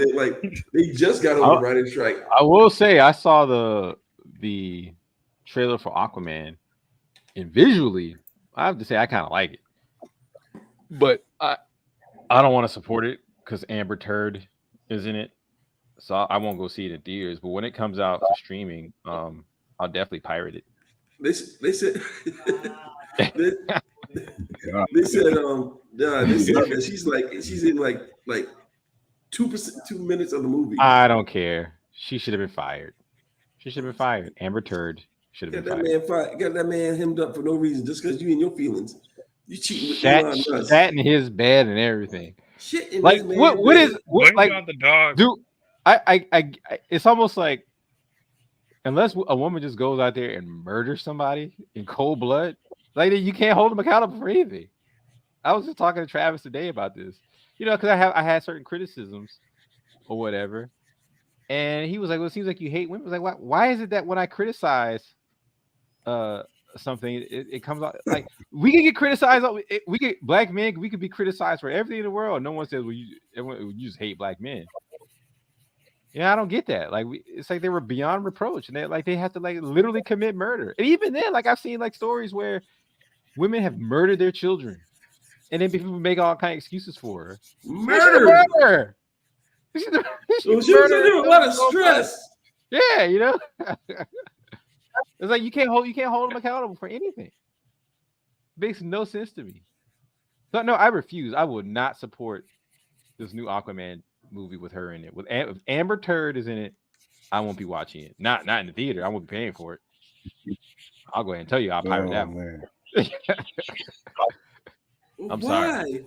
Why won't you support her? Why won't you support the bad shitter, Brian? Yeah, I mean, when I heard that, I was like, "Are you serious? Are you serious?" Oh, Amber Turd. But I will say, I did like the trailer. I liked how it looked. Don't know if the story, because I didn't even like the first one. I didn't like the first one that much. But I guess we're gonna see when it comes out. Oh, you know what I did watch, guys? I watched Equalizer 3. And the old man still got it, man. Denzel still got it, dude. Oh, yeah. He still got it, dude. Yeah. He was killing it. He was killing it. Down in it. Yeah. And I don't think you understand, like, because I remember one of your critiques, Carbon, was that he wasn't planning anything out. And I don't think you got what was going on in that. Like, you know what he was doing? He was baiting people. Like, he would do something, right? And then he would strike them before they could make a plan to strike him. Final scene where he went to that mansion and just like even that, like he knew, like all right, I was like, yeah, I need to strike before he strikes. You know what I'm saying? But if you're gonna kill everybody in the mansion, you need to plan it out. You need to see where the guards are. Yeah, I think he already did. They didn't show it. They didn't like literally show that, but I think it's implied that he has all these connections. Remember, he's like calling people. He's figuring. You know what I'm saying? So he probably already knew. All right, this is a mansion. I know where. You know what I'm saying? No, I agree. They probably should have showed a little something. Yeah, they should have shown. But it's part of his character. It's part of his character that he thinks things through. You know. But man, he was messing people up. This one, right? This third one, man, it was just straight. Yo, he was messing people up, dude. Yeah, like to be an old man. Like, maybe I've been doing this for a long time. That kid almost got him. What do you mean, bro? That kid almost got him. Yeah, he did, but that's why he almost got him because he. Yeah, he underestimated because he's a kid. He underestimated him. Yeah. It's rarely that he does that. Yeah. And the only reason why he is because he was a kid. If he was like a young man, he would have got killed, dude. Yeah, he would have got killed. What he should have done was tell him to get out of the car and stand over there and watch him while he gets in his own car or whatever. But he was a kid. He was like he let his guard down. That's why they say that when them soldiers be out there in the field. Children soldiers are the truest weapon. No, we're not talking about children soldiers. We're talking about they command them like, hey, like even if you see kids out there, gun them down because you don't know what they have. You know, but I'm like, children can still be children soldiers. Like, what do you mean? There's plenty of places where they do that. You know, so like there's plenty of places where there are children soldiers. Like, what do you mean? No. That's not the point I was making. The point I was making is that when regular soldiers, like when actual male soldiers, grown men soldiers are out there in the field, and if they see children in the battlefield, you know, unless they know who they are or whatever, but if they're out there on the battlefield, you know, it's not in every case, but if they're out there they learned this during the Vietnam War, you got to gun them down because you don't know what they have. Women and children, you don't know what they have. They could be, they have guns, they got weapons, they got bombs on them. I mean, that's kind of the price of war anyway. When you're in a war, you kind of have to kill your enemy no matter what. I mean, you don't really have a choice. Especially if you're a ground soldier, you don't have a choice. Like, you just got to kill your enemy. And that's, if you want to survive the next day, you kind of got to kill whatever in your path, to be honest with you. I know it's messed up, but if you want to live, you got to kill them first. You shoot first and you ask questions later. That's the idea. That's the idea, man. It's sad to put people in that type of position, but you're right. That's the nature of war. Because I'm like, you look at the war, I know it's going to be kind of controversial, but I'm like, you look at the war now, I'm like, if I was drafted to go in that war, I wouldn't know what to do because I'm like, both sides have good and wrong. I'm like, it's a really gray war. It's not a war where it's like fighting against Hitler. Hitler, that's a black and white war. This war is very. Which war are you talking about? Which war are you talking about? The war, like the Iraq, or not Iraq, but the Palestinian war that's happening right now. You know? Oh, the Israelis and the Palestinians. It's a very gray war. I've been trying to do the research. And I'm like, yo, if I got drafted this war, I'm like, yo, this is a great war. Like it's not black and white. Like Hitler, I mean, I'll be honest with you. I'll be honest with you. Most wars are pretty gray, Caleb. I know, but it doesn't that make it even harder for the soldiers to be like, should I completely fight for this side? If this is black and white. I don't know. That's what I'm saying. I don't think there's any war that's been completely black. I mean, but okay, black and white. You can, in your mind, if you're fighting against Hitler and the Nazis, I mean, you could make it pretty black and white. I mean, that's a pretty easy black and white one. Is it really? Because I mean, the more you learn about World War II, you see how Americans, companies, and corporations help fund the Nazis and stuff like that. But from a soldier, I mean, there's nothing you can do about that. From a soldier, you're still Nazis, right? What I'm saying is that it wasn't like America or the United States were they were the good. I mean, look what they were doing to black people here. I'm trying to talk about from the soldier's point of view, like from a soldier's point of view, like not from the global point of view, because you can only think about it from a soldier. Because you're just, unless you're higher up, you're just an individual soldier. I hear what you're saying, but all I'm saying is that at the end of the day, yeah, you're right. If you're just a soldier and you've been indoctrinated in a certain belief, yeah, you're just gonna go out there and fight for whatever. But to say that World War II was more black and white than any other war, I mean, again, like I don't want to go too much down this line because I'm not trying to justify what Hitler did. But what Hitler did wasn't new. That wasn't the first time somebody genocided somebody. You know what I'm saying? That shit had been going on all throughout. Against that, though. I mean, it's pretty easy in your head to say, okay. It depends on what side you're on. That's what I'm saying. Like, how gray is it? you know, what we're doing, but Carbon, what we're doing is called presentism. What we do is we take present day morality and we try to apply it, or we try to apply it to the past or whatever, and that's kind of what anybody that was against Hitler could justify themselves fighting against Hitler. You said what now? Anybody that was against Hitler in World War II could justify themselves fighting against Hitler if he's doing genocide. I'm like, yeah. And what I'm saying, that's considered one of those craziest war crimes. Yeah, but what I'm saying though is one of the ways Hitler justified what he was doing was what the Americans doing to black people. That's what I'm saying. How gray? I mean, how black and white was it? And he has a freaking point. Not like he has a point as far as what he was doing, but he has a point like how are you going to say you're better than us when you over here doing what I'm doing to Jews? He just took it to another level. In Germany, it's what you're doing to black people in the United States. So how black and white is that? You know, that's great. That was a great war too, to the point where they treated Nazi refugees, or not refugees, Nazi prisoner of war soldiers better than they treated the black soldiers in this country. You know what I'm saying? So I'm not trying to justify anything Hitler did. What I'm saying is it's not as black and white as people like to make it out to be. Genocide is not new. Hitler didn't invent genocide. I mean, he didn't. Matter of fact, it's interesting you bring this up because I was having a chat with ChatGPT last night. I asked it, are African Americans going through a genocide in the United States of America? And it said no, and it gave me the definition of genocide. So I wrote back, I was like, your definition is limited. I was like, if you look at the United Nations definition of genocide, what's going on with black people in this country fulfills at least 4 of the 5 elements of genocide by the way that the United Nations defines. At least most of them aren't being thrown in gas cans, though. It could be that. That's a different type of genocide. That's very direct.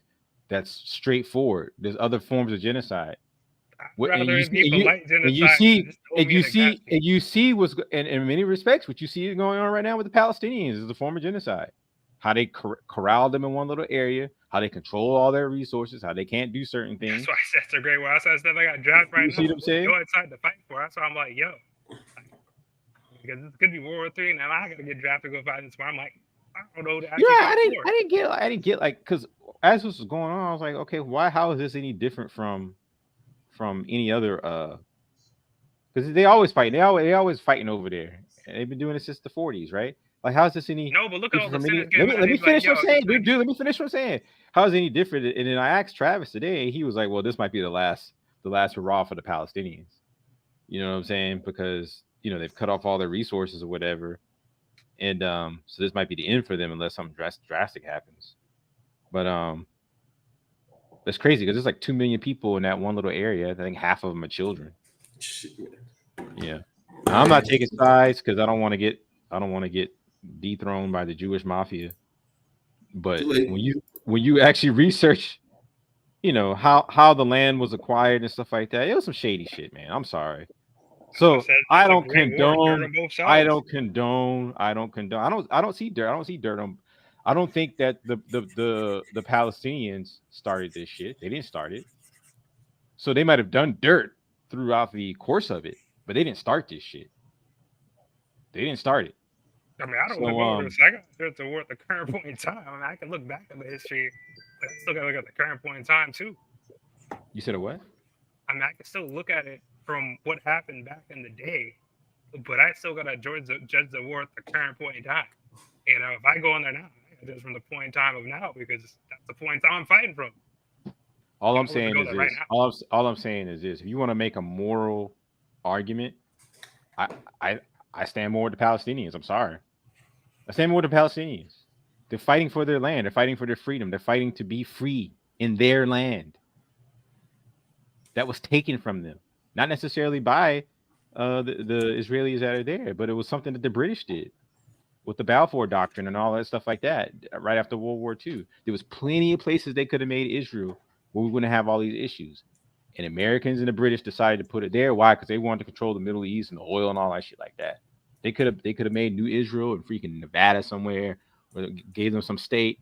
Some people were talking about a part of South America. Some people were talking about what's it called? That island off of Africa, Madagascar.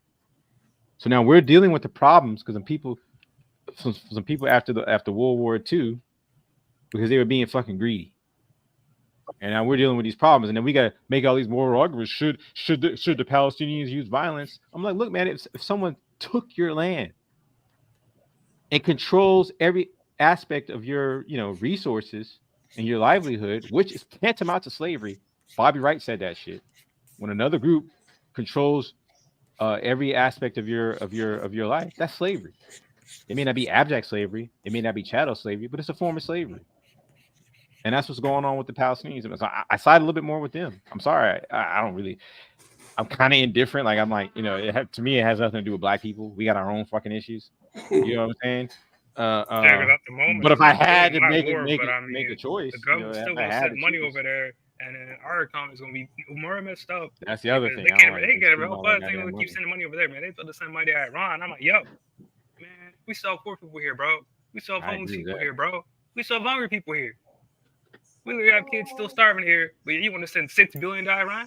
Ain't no kids starving here. I people say there's no kids starving in America. I'm sorry. And if it's so small, like it's like literally starving, it's because they got some fucked up parents or there's some like child trafficking type shit going on. But like just mass children starving over here, that shit ain't. Even poor kids. Poor kids digging in the dumpster eat better than the kids in some countries. So this the idea that kids are just starving over here, that's not true. What I don't like, and Yvette Carnell recently did a video on this, is that even though we only make up like what 12-13% of the population, more than half of the homeless population are black families, and in some places like California 60-70%, and most of them are black men. So now we got our own problems. Yeah, you're right. Yeah. Yeah.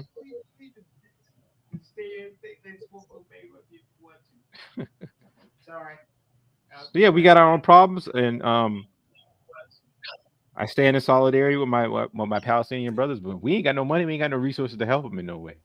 We got to figure out our own shit, And it's not our fight. It's not our fight, man. But they'll drop us to go fight that war. I'm so trying to say that. They don't care. What was that, Carmen? They'll still drop us to go fight in that war if they really want us to. Oh yeah, I mean they haven't instated the draft in this country since what, the 60s, since the Vietnam Things War? Can change. Oh no, I'm not saying they can't. They can't. Yeah. Carter. What? When's the last time you read the drafting clause? The what? With who they can draft. I thought it was anybody over 18 until you get to like a certain age or you have like a certain. Until you are the age of 36. They won't draft anybody over the age of 36 unless it becomes super, super bad. Did you you signed up for selective services, right, Carbon? I thought you don't have a choice for that. Not like yeah, you don't, but some people don't do it.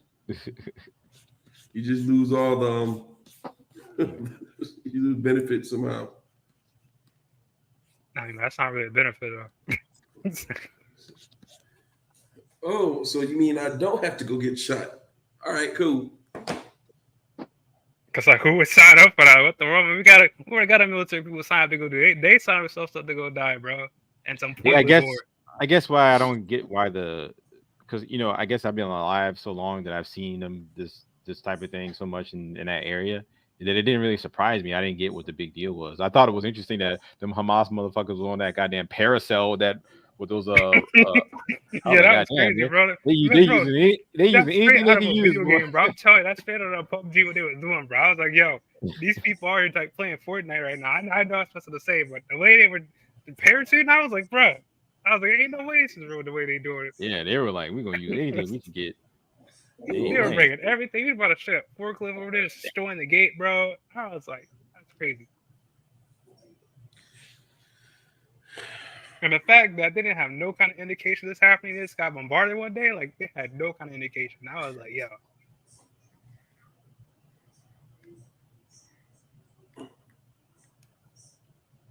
Yeah, technology's only so good, even with the best technology, I guess, man.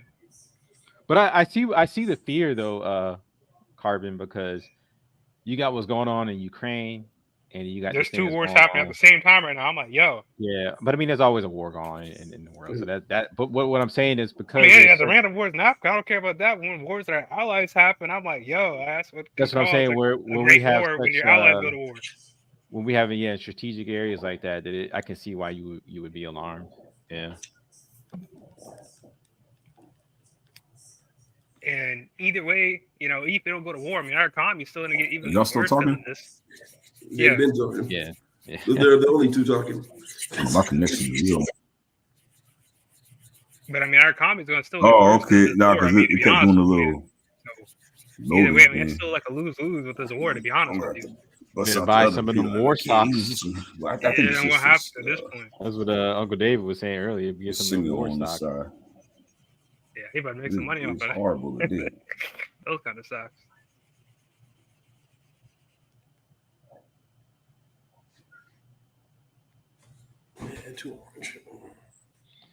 Yeah, I have my issues with this place, but thank God for America. Like as far as we did all our warring with the Civil War and all that shit like that.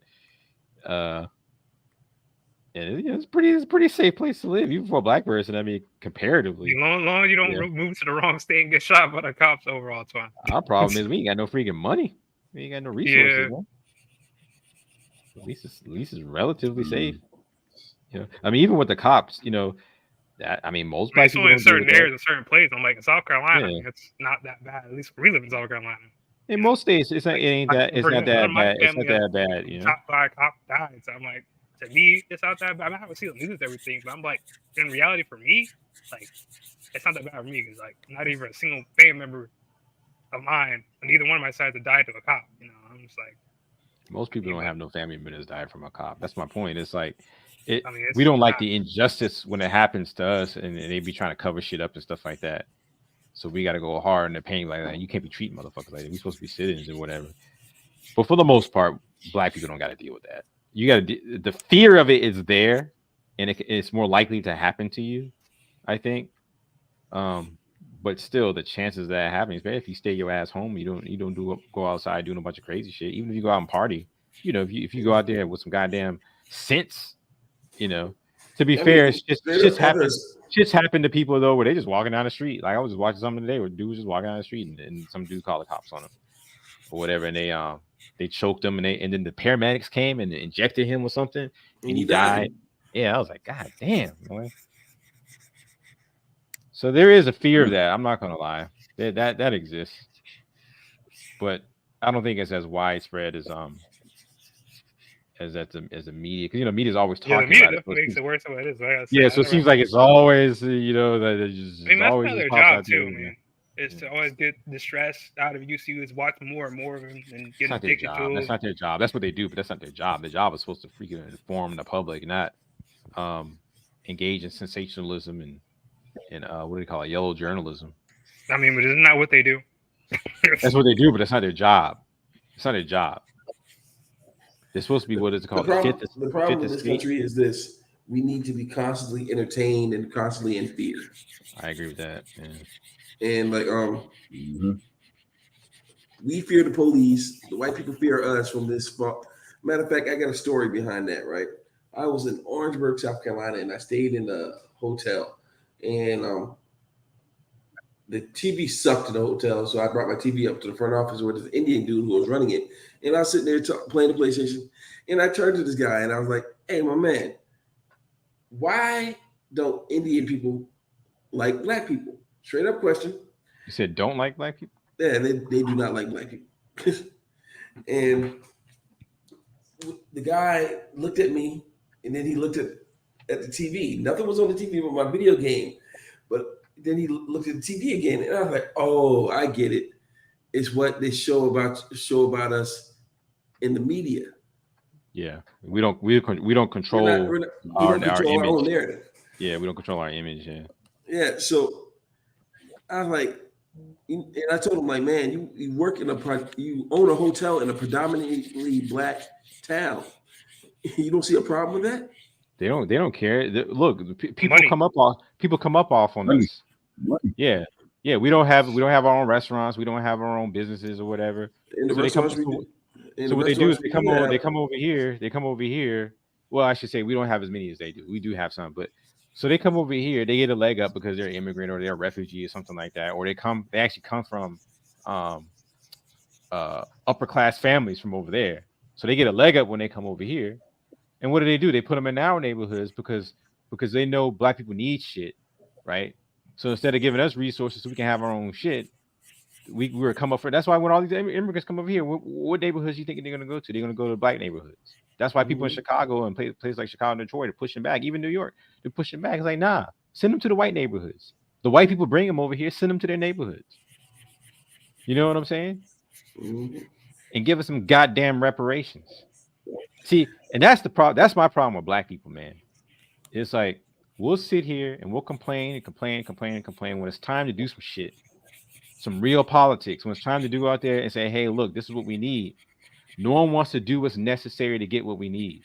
It's always, well, your ancestor died. You need to go vote. Okay, I'm gonna go vote. I'm gonna go vote for Trump. No, you don't vote for Trump. You don't vote for Biden. Like, he's more racist. Voting only does so much. That's the first problem. Like, okay, you can vote for somebody, but if they don't address the issues you voted for, your vote did nothing.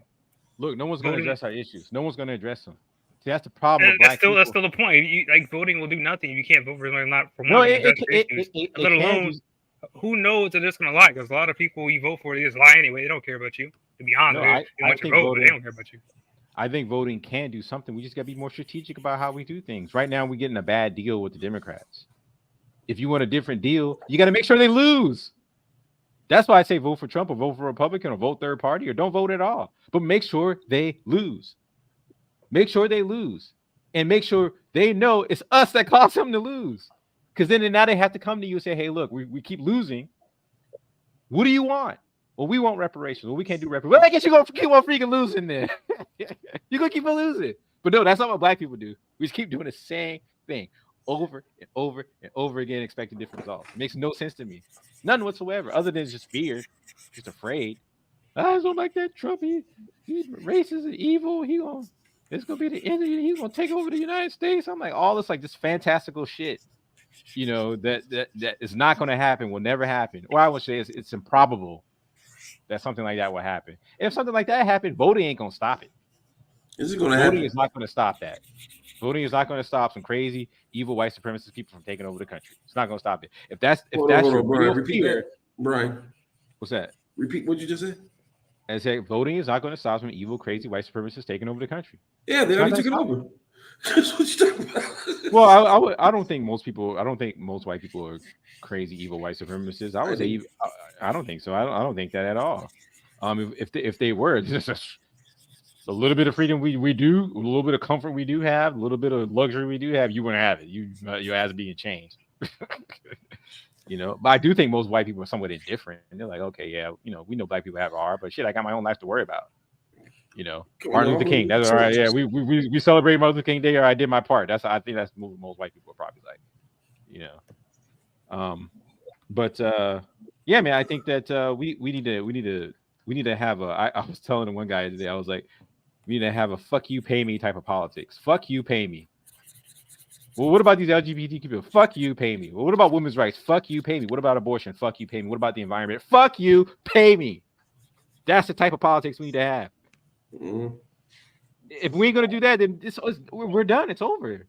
It's over for us. It's been done. It's already over. I keep telling you that. You might be right, Caleb. You might be right. You're right. There's nothing that's drastically going to change.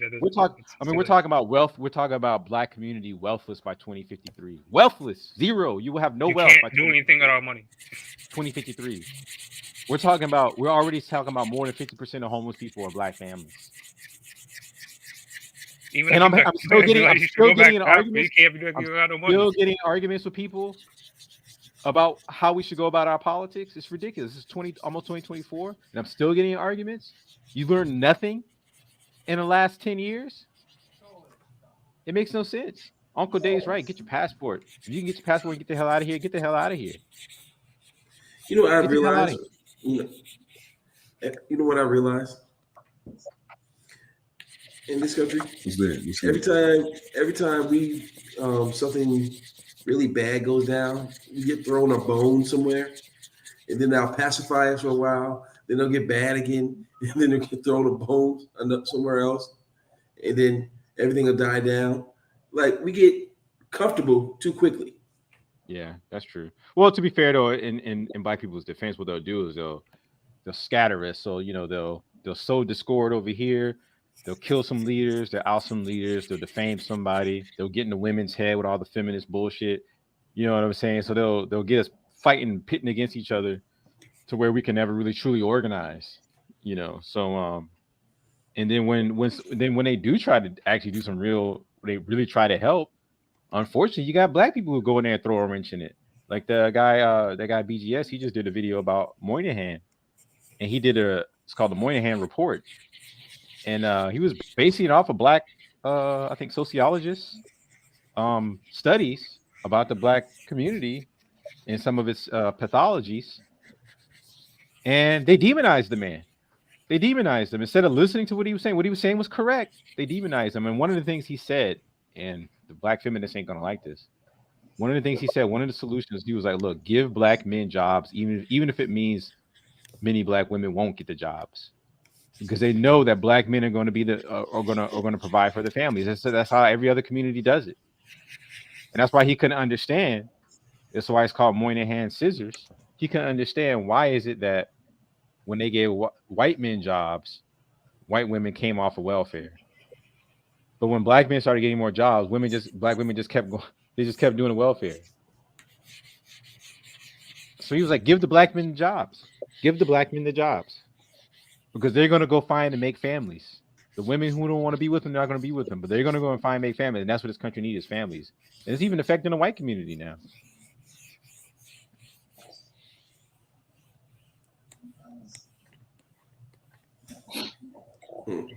Well, fellas, let's show our work and let's separate, because I got to go do something with my mother at 9:48. Well, that's up to y'all if y'all want to go ahead and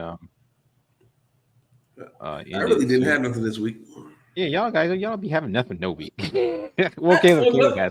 Really nothing happened. Like the only thing I saw you hit on. So like the drag ball thing. I saw that early yesterday morning. Tell me, Orlando. Yeah, sorry about on mine. I still got some things working on. And plus, too, I got to get myself set up, man, how to share. I did get OBS, but I was trying to figure out how to actually stream it on here. Okay, yeah, we can. You want to walk through it real quick, Carbon? Wait, what? Yeah, you want to walk through? We're done. We've been going for 2 hours, son.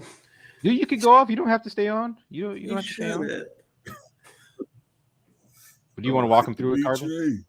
Yeah. All you gotta do first, you gotta add your video capture.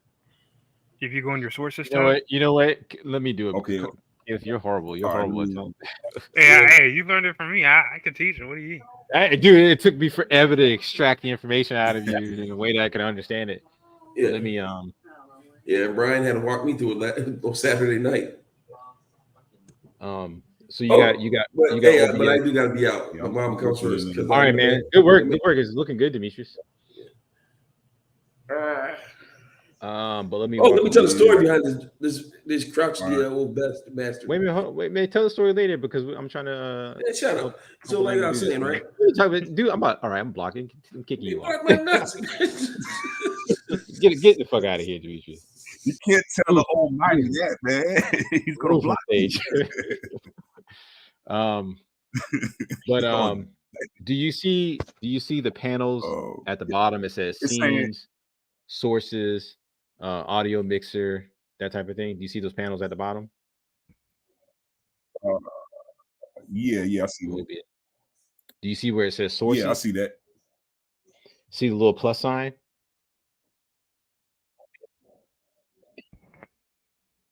Yep. See, all right. So press the plus sign. Okay. And what you want to do is you want to click on, I think it's hold on. Hit the plus sign. Yeah, hit the plus sign. And what you want to click on is video capture.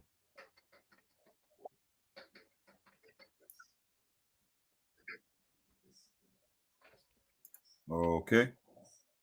Now it should be another little screen that comes up that allows you to choose your camera, right? Yeah. Yeah, so choose the camera. I guess the camera you have on right now, since it's front facing. Okay. It felt Okay, like it now, just. Hold on. So let me try it one more time. You said video capture device. yeah.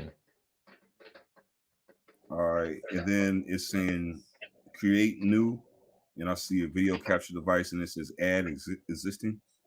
Yeah, existing. So find your camera in that drop down list. Oh, it doesn't even give me a list. All right, let me click on it so I can walk it, because I didn't click on it. I'm just gonna walk you through it here. So if I go to video capture device, it says add existing. Okay, yeah, it's not a list. Well, there is a list, but it's not a drop down list. So what does it say in that little box down below add existing? Nothing. It's just black. So your camera doesn't come up, because mine says video capture device 2. Oh no, I'm sorry. Go to press create new. Press create new, and then press OK. Okay. I'm sorry. Yeah, put create new and then press OK. Okay. Right? Yes, yeah, And it's then still trying to come up with some options for. Okay, it's up now. okay, and then under device, your camera should be listed. Microsoft front camera. Okay. Yeah, and if you press OK, it should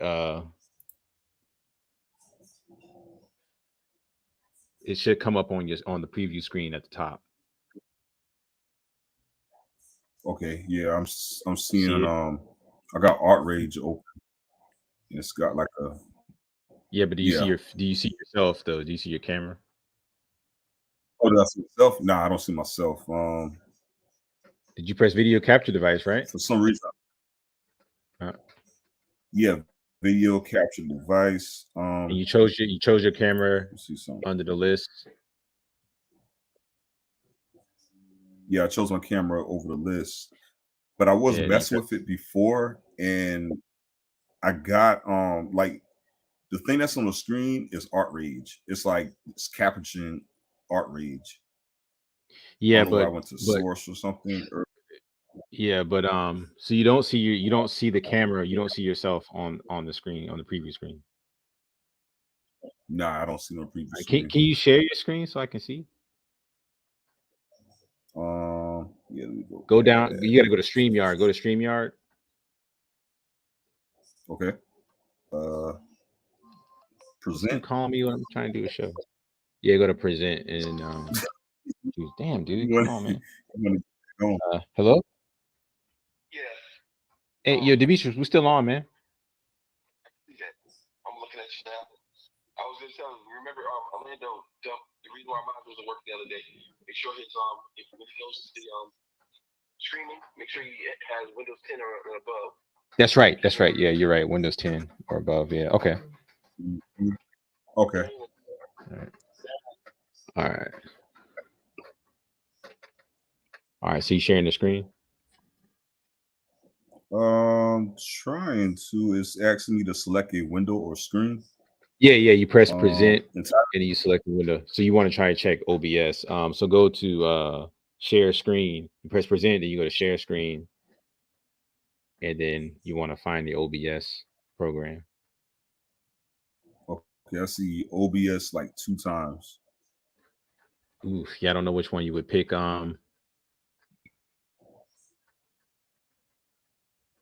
I guess I'll go with the first one. Oh, you know what? Yeah, That's probably what why I happened. can't see nothing.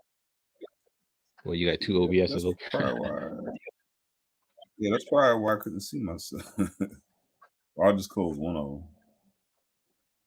All right. So hold up, let's do some crazy stuff. It's thinking right now.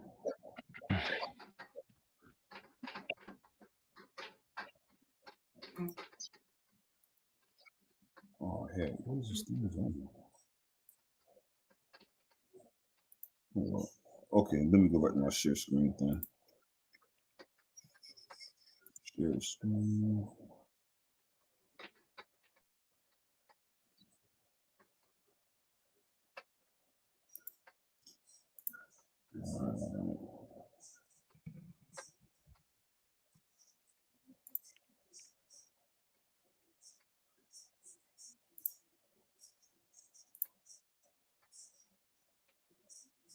All right, am I coming through? Sharon Wise. I gotta add it to the screen real quick. Hold on. All right. Yeah, but you're sharing your StreamYard screen. You need to share your OBS screen. Oh, okay. How about this one? Is it showing it now? There you go. Yeah, but yeah, okay, cool. So let me maximize this real quick so I can see fully what you're doing here. Oh, for a second. Yeah,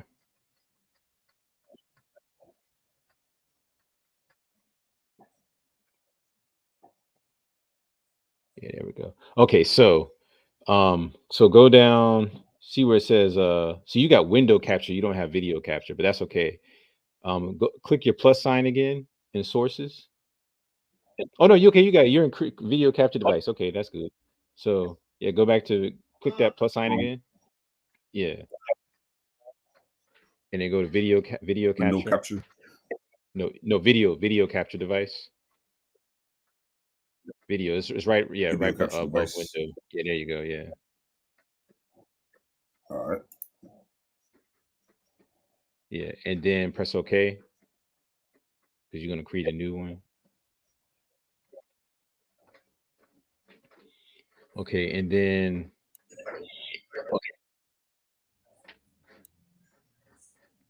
oh, it's taking a little bit of time to kind of come up. Yeah. Okay. Just popped up. So you got Microsoft front camera. I don't see a preview for you though. I mean, I don't see you. Do you see yourself? Which camera are you using on your? Which camera are you using on your laptop or whatever you're using? StreamYard. No, which camera? Like which camera? Front. Okay, so click in that drop down list. What else is in that drop down list?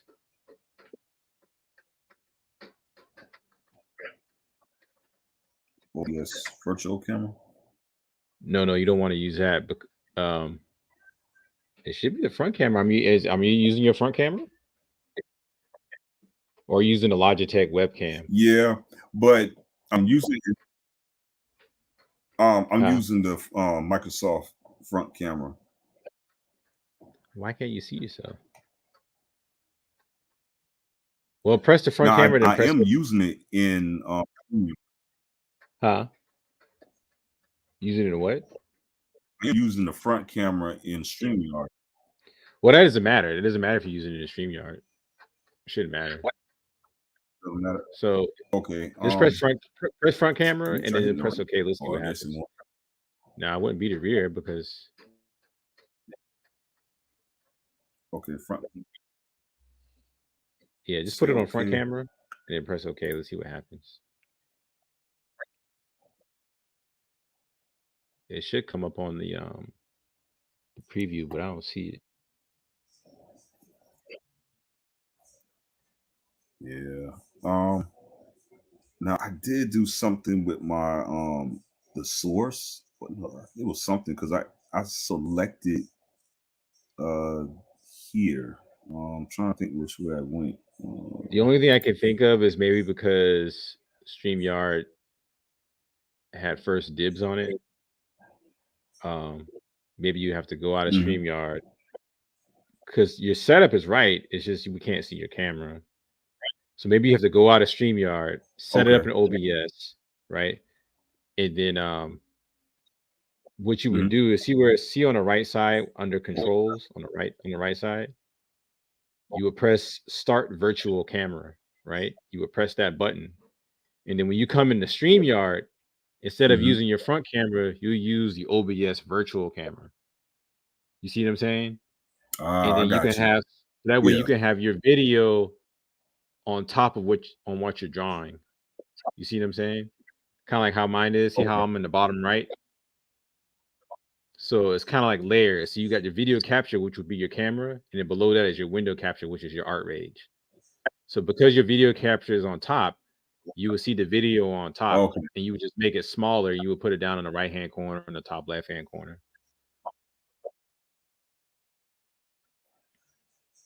So I mean, I guess you could try that. It's like leaving StreamYard, get it set up in OBS, turn on your virtual camera, and then come back in. Well, you have to turn it on first. You got to turn on virtual camera first in OBS. It's not turned on yet. You didn't press the button yet. On the right side under controls, let's just say start virtual camera. Turn on the virtual. Oh, it is on. It is say, okay, yeah, you're gonna have to leave, even though it's on, because you're already in StreamYard. I think you got to leave because that's what Demetrius had to do. You got to leave and come back. Leave StreamYard and then come back. Don't stop the virtual camera. Leave it on, but leave StreamYard and then come back. Okay, be right there. All right, man.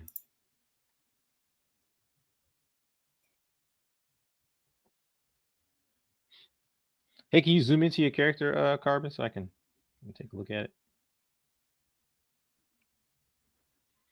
I kind of gotta fix the textures here. It's because the UVs are acting up. Yeah, that's the only thing I don't like about it. I don't like the pattern on her apron. You don't like that? No. I thought I needed more, so I just. And then you got a heart on there, which makes no sense at all.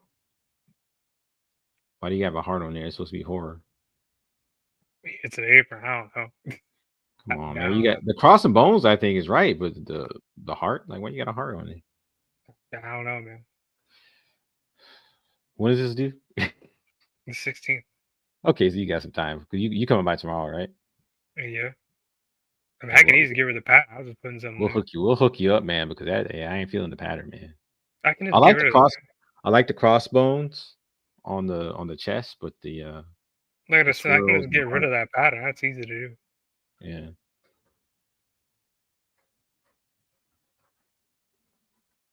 I just thought I should add more instead of just leaving just like a regular maid dress. I was like, that's just a maid dress. You know? Yeah.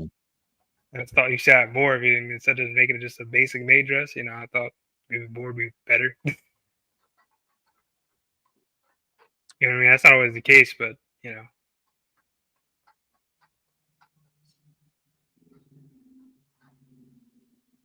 Yeah, but you know, you want to theme it. Even though it's a maid dress, it's Halloween, so theme the maid dress. You gotta theme it.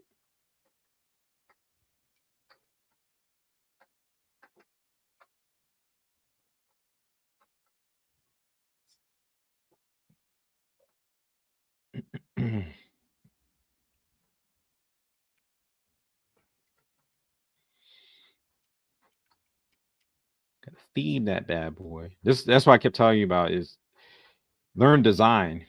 You know, you're getting good at the software as far as navigating around and being able to create pretty much what you want. So you know the software, you know how to create things. Now it's a design thing. That's the artistic part.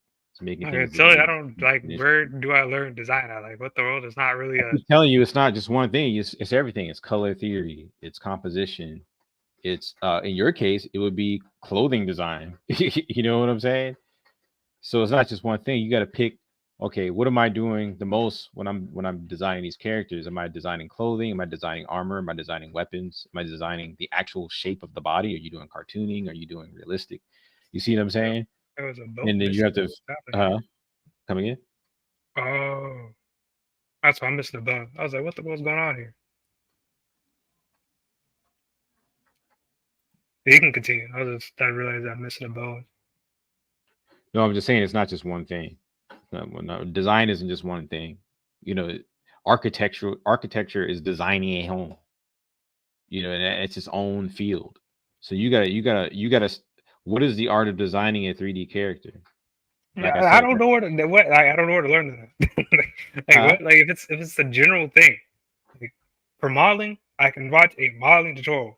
For texturing, I can watch a texturing tutorial. Like I don't like if it seems like it's like a really generalized thing. There's a lot of skills that go into it, but I'm like, well, I just said that. I mean, I literally just said it's just a general whatever, but you have to when I say it, you have to suit it to what it is you're trying to do. You're trying to design characters, right? So you got to learn how to design characters.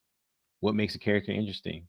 Is it, like I said, it's color theory, it's fashion, it's the shape of the body, anatomy. You know, because different shapes can tell different stories, different narratives. This is where the creative part comes in. You see what I'm saying? Design isn't just technical. That's where the creative part comes in. As you already know, I'm not the most creative person. That's the hard part. You are pretty creative. I just think you gotta expand your skill set. Once you expand your skill set, we were just talking about this today, the difference between knowledge and wisdom. You know, as you get older and you expand your, the same thing with the world. Let me finish. Can I finish what I'm saying? No, they're not the same thing. Knowledge is wisdom is the application of knowledge. So as you get older and you expand your skill set, right, you can do more cross-referencing and come up with unique ideas. You see what I'm saying? Yeah. That's why I keep saying, like, don't limit yourself just to 3D modeling or 3D animation. Pick up that pen and pad, man.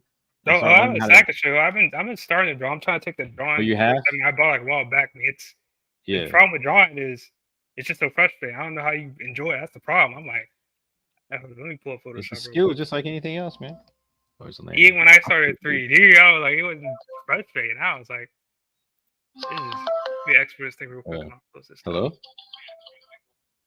Hello? Oh yeah, I'm backstage. Oh, you are? Okay. I'm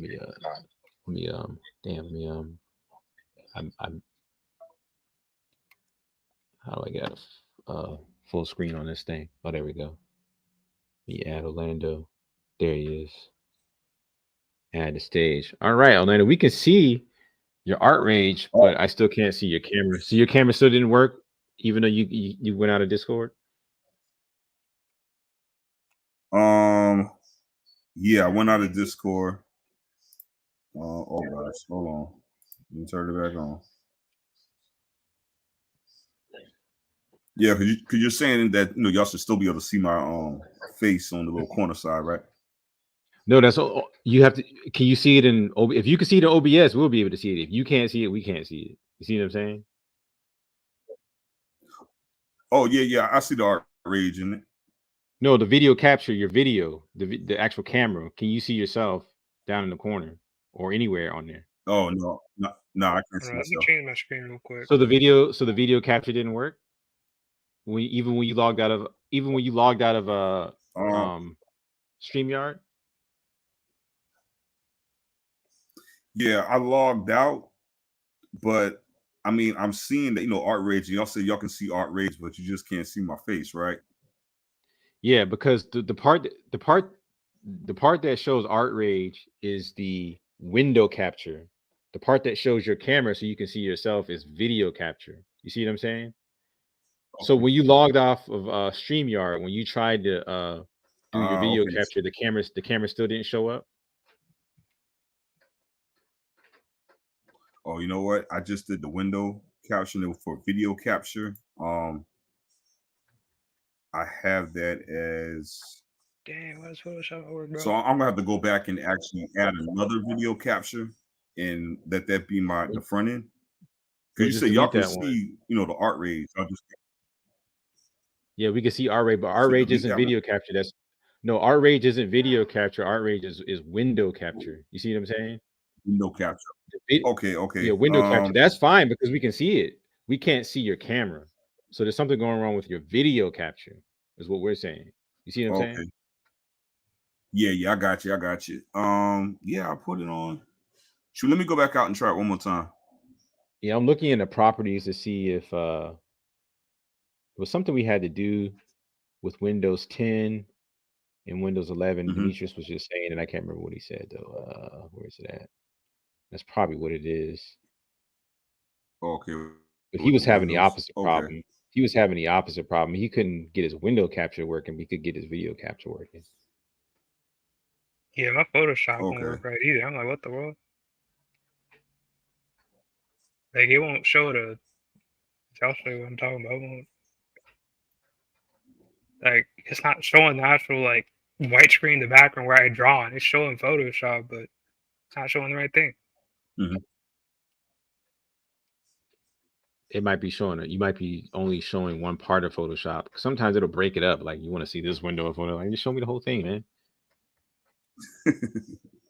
Yeah, I don't know. I mean, we can see your art rate, so if we don't see you, it's not that big of a deal. I just like the fact that you can have it down in the right hand corner. You can work on it later if you want to.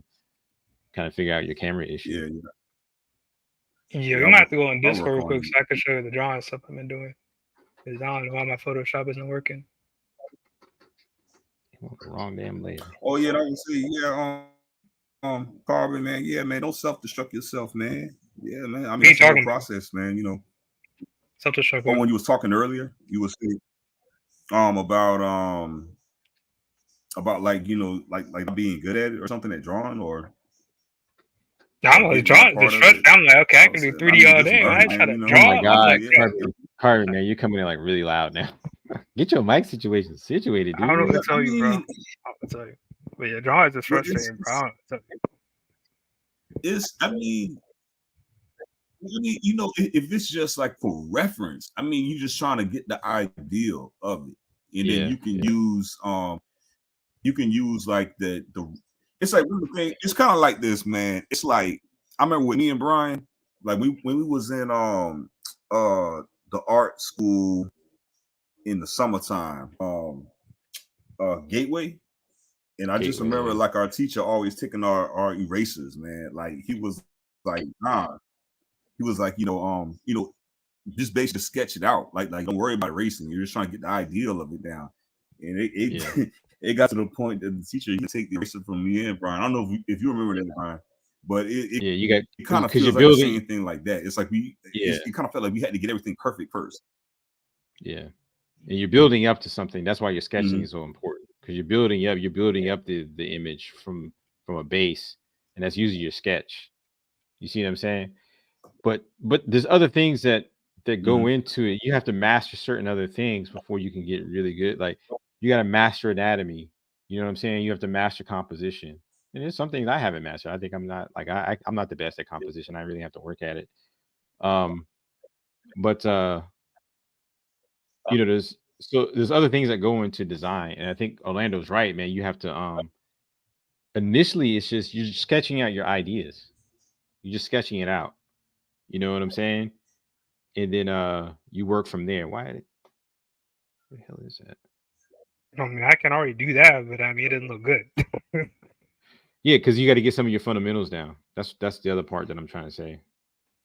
Because you already seen, I can draw an idea of a character I have, but it won't be fully correct or proper, if that makes sense. Yeah, man, and that's the thing about it. Like, it's just ideals. Like you're gonna make mistakes. Dang. Yeah. Hold on, let me try restarting Photoshop. You know, just let it flow. It's just let the ideals flow.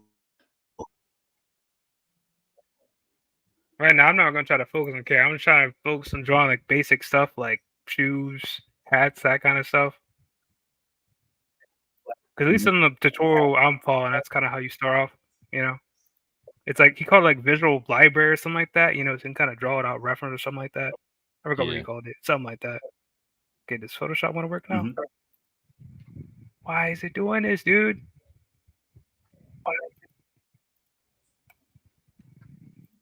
Yeah, I'm not seeing nothing on your end. Why? No, but it's not showing the right thing. It's showing the menu before. Yeah, let me share my screen again. Like maybe it looks right for you guys, but I can't see the white picture in the background where you draw stuff at, you know? Yeah, we don't see it either. That's what I'm saying.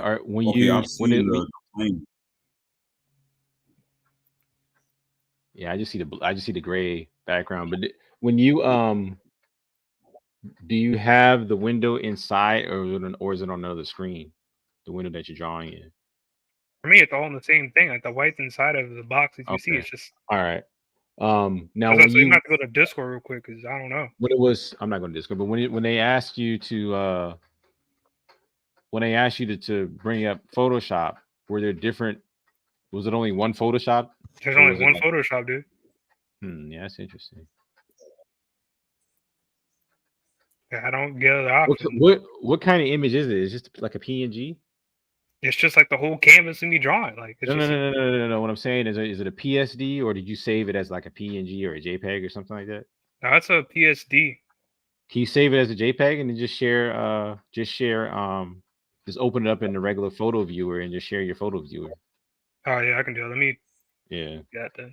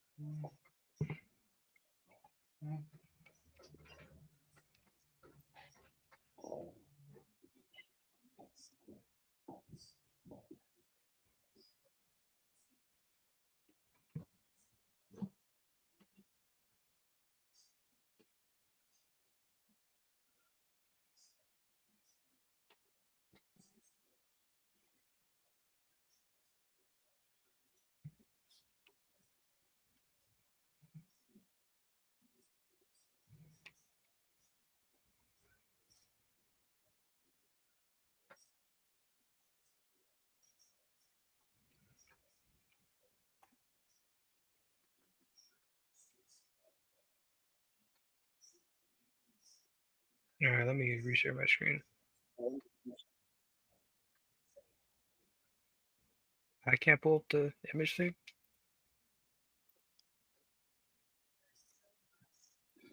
All right, it can be like that. I'll just use Blender instead. I don't want to use the image thing, bro. Hold up. Dang it, Carmen, you coming in line as hell, man.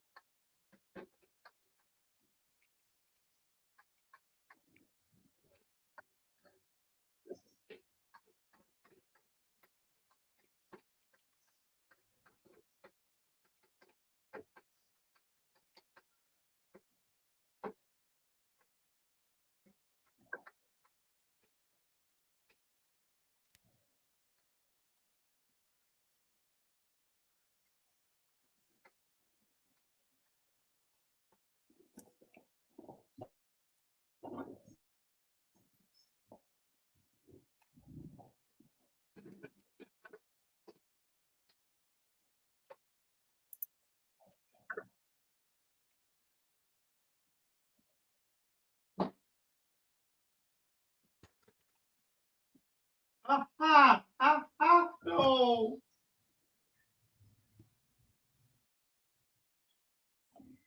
Who's that? Mario? No, That was Dave. What are you talking like Dave back here. Yeah. Why is it doing this, dude? Oh, that's why it's doing that. Okay, let me.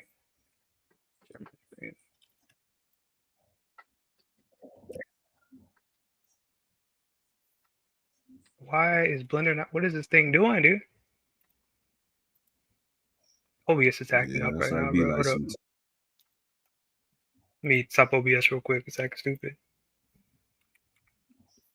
OBS wasn't updating when any of the programs that started opening up. I was like, why are you doing this?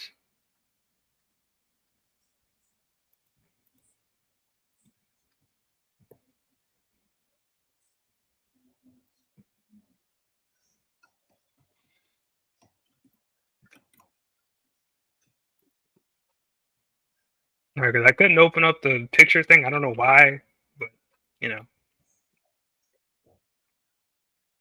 Okay, let me switch back to my screen. Oh, space. Okay.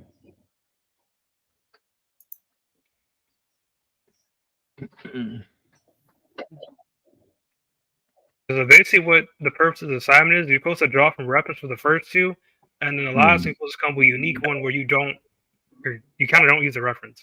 So okay, I see. To kind of get a feel of the shapes and contours of it. So this one was kind of what I was working on before we started streaming, you know. So. Yeah. All right. So you putting in some work. Oh yeah, man. Yeah, I'm trying to start drawing. I'm trying, you know. Yeah. But I would say it's still definitely frustrating. I can tell you that. Yeah, like one of the things I do too, just look for like shapes in the image and just create that, and then you go back. Yeah, that tends to help you kind of set it up. But yeah, I'm just gonna follow along with the course, you know. So I bought like a ton of courses at this point.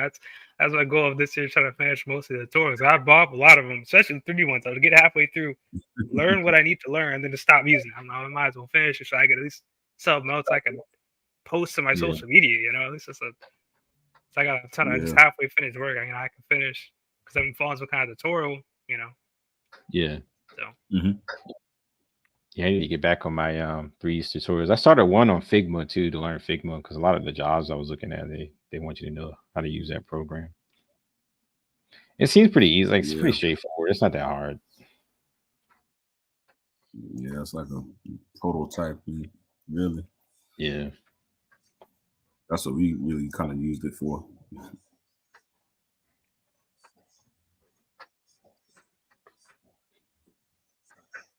Yeah, man. Yeah, I call myself going back to these exercises as well.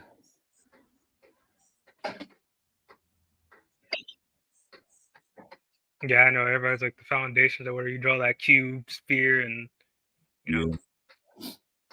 Yeah. I just pretty much just look at objects as like the shapes and just go from there. Wise, that's a little technique I kind of also most of didn't break it down with the shapes. I mean, I can't necessarily see the shape and everything. I can kind of sometimes see it, but because like for example, these shoes, right? Like they're just so curvy that I was like, I just drew at the curvy line, and just kept trying to clean it up, and just kept trying to draw a curvy line. Drawing a box, you know. When it comes to really curvy stuff, I'm like, I don't know. Like with this one, I can kind of draw a box and then edit it in. But with the really curvy stuff, I don't. How are you supposed to do that? Like with the box shapes, I don't understand. You know. Some of that I would use more. Yeah, because sometimes you gotta kind of. Yeah, I was about to say that. Yeah, but the triangles, you just it won't be like a just a triangle, but then when you go back, you kind of get in the ridges. Like on as long as you get like the size of it, the shape. I'm sorry. Yeah, because the shoe on the right, you could use kind of like a rectangle or a box for the bottom, but the part that's sticking up, and then the heel part, I would just use triangles to kind of approximate what's there, and then add your curves in, so you don't have to use just boxes. Yeah, all different type of shapes and stuff, and yeah, but for the most part, I'm gonna start trying to draw. It's like I said, it kind of irritates me, but it's something I have to kind of learn if I want to make characters. it's kind of a limitation if I don't learn it, and it's gonna always be used against me. So if I want to be on par with the competition, I have to at least be to their standards, which means learning this. Oh, not fair. So no. Oh. Wait, what? What did Dave say? Something about something not being fair. Of course, life isn't fair, but you got to push through it, I guess. That's what everybody would say. Push through.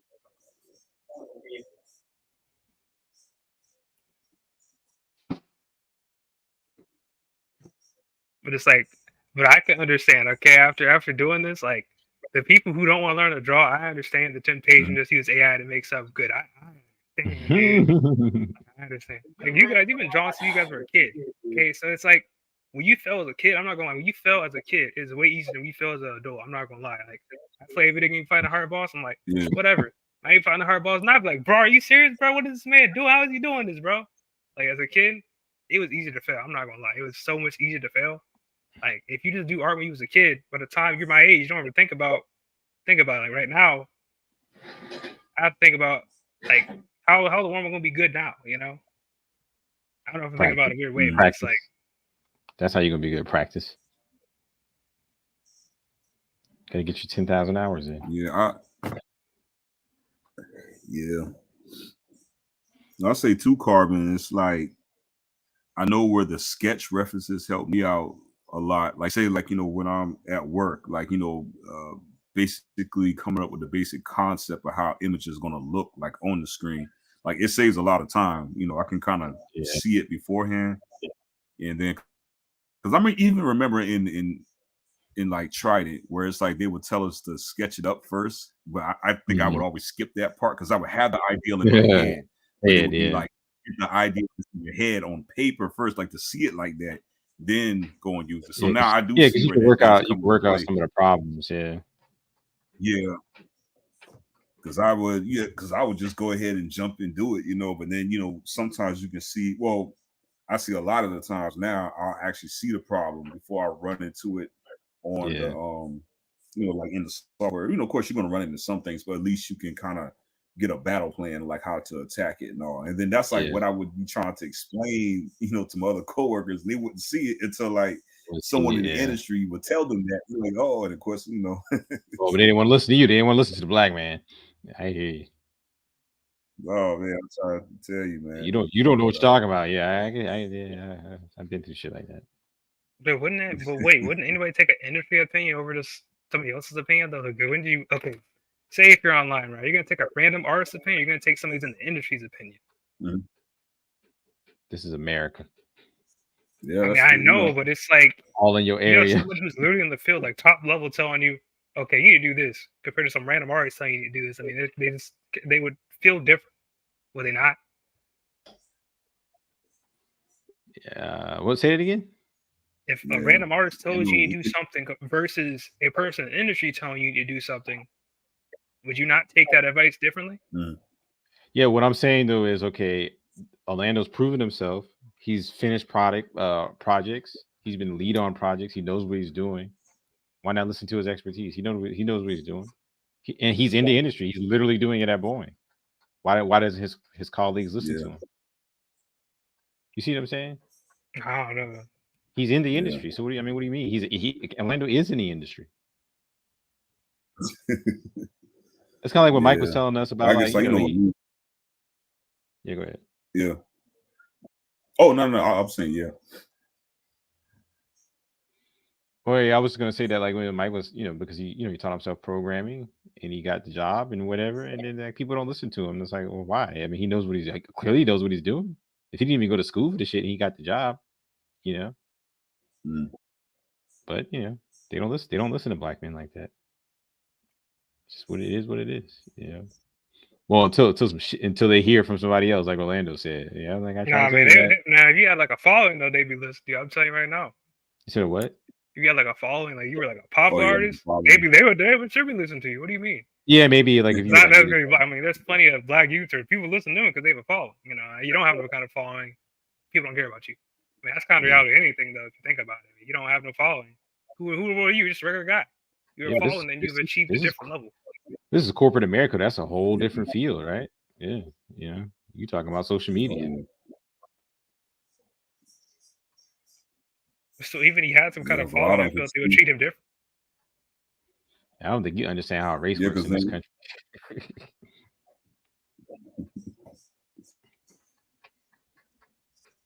And then sometimes, they don't even know you have that following. But then it's like you can always, like when you come to the table, you can be like, well, I have this going on, so obviously I got no little bit of something. No, On, I'm telling you, people are listening. Black people with a big following. People know them because, okay, I can use a random example. Like, you guys know who this is? He's like one of the craziest charlatans of my generation. This man went to India, bro. This man was walking on the street, bro. A whole crowd around him. They didn't even speak the same language. They knew who he was. They would say ISO speed.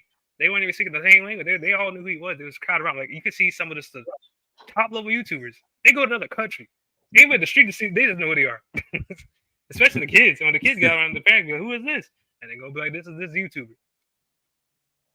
Yeah, that's how I like. Cause remember how Bless was saying that too, man. Like you go out the country. Well, Uncle Dave too was saying go out there. They see you more. They know you more out there. They gave a little bit more respect for your. Or how Kai Cenat accidentally caused that riot in New York. Remember all those people rioted in New York when he had that one thing happen?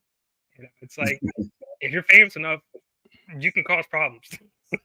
And you let me ask you this, Carbon. That black guy that caused a riot in New York or wherever, right? If he told all those white people, right, and he said, "Hey, look, vote for Cornel West," do you think they would do it? Some of these people are obsessed with him. Like, huh? If those people are obsessed, they sure would. Yeah. I don't think they would. I think white people have always been entertained by black people. That's why entertainment was like some of the first things to become integrated. But when it comes to matters of seriousness, most of them little white kids out there are low key probably conservative, or they're hardcore Democrat. And if he was like, "Look, black people need reparations. You need to vote for Cornel West," most of them probably wouldn't do it, or they'd fight with him and argue with him and stuff like that, and he'd lose followers and shit like that. So if you want to be a buffoon and a coon and go out there and get a whole bunch of followers, there's definitely a pathway for that. And I'm not talking about you personally. I'm just saying in general. There's a pathway for that, but that doesn't mean people are going to take you seriously. Look at what's her name? The fat singer chick. She was in Star Wars. She's another one who helped ruin Star Wars. Lizzo. You think anyone listens to her with serious matters? There are people who take her like she's a clown. She's a clown. There are people who take her seriously. No. I said serious matters. Serious matters, bro. We both know there are people who would willingly put their hands in celebrities. They would put their life's hands in celebrities. They would. Never there are people who will do that. Never mind, man. I don't think you get what I'm saying. Yeah, I was talking about like say like when the serious matter matter be happening like with the George Floyd stuff like that yeah, how would they handle that and I see like some of them they be like that's not their expertise but yeah, this is a horrible situation, but they don't have the tools to be able to handle it. The first thing to be like I'm just an entertainer, that's not my that's some people that's not their thing, but I mean but it's a plus when they can use their platform to get for positive messages or but a lot of times when people do that, they try to make them look bad and take things and that so it's like if you got somebody who doesn't have anything to lose per se, why is it just really don't care why it's on it, they're gonna have followers either way.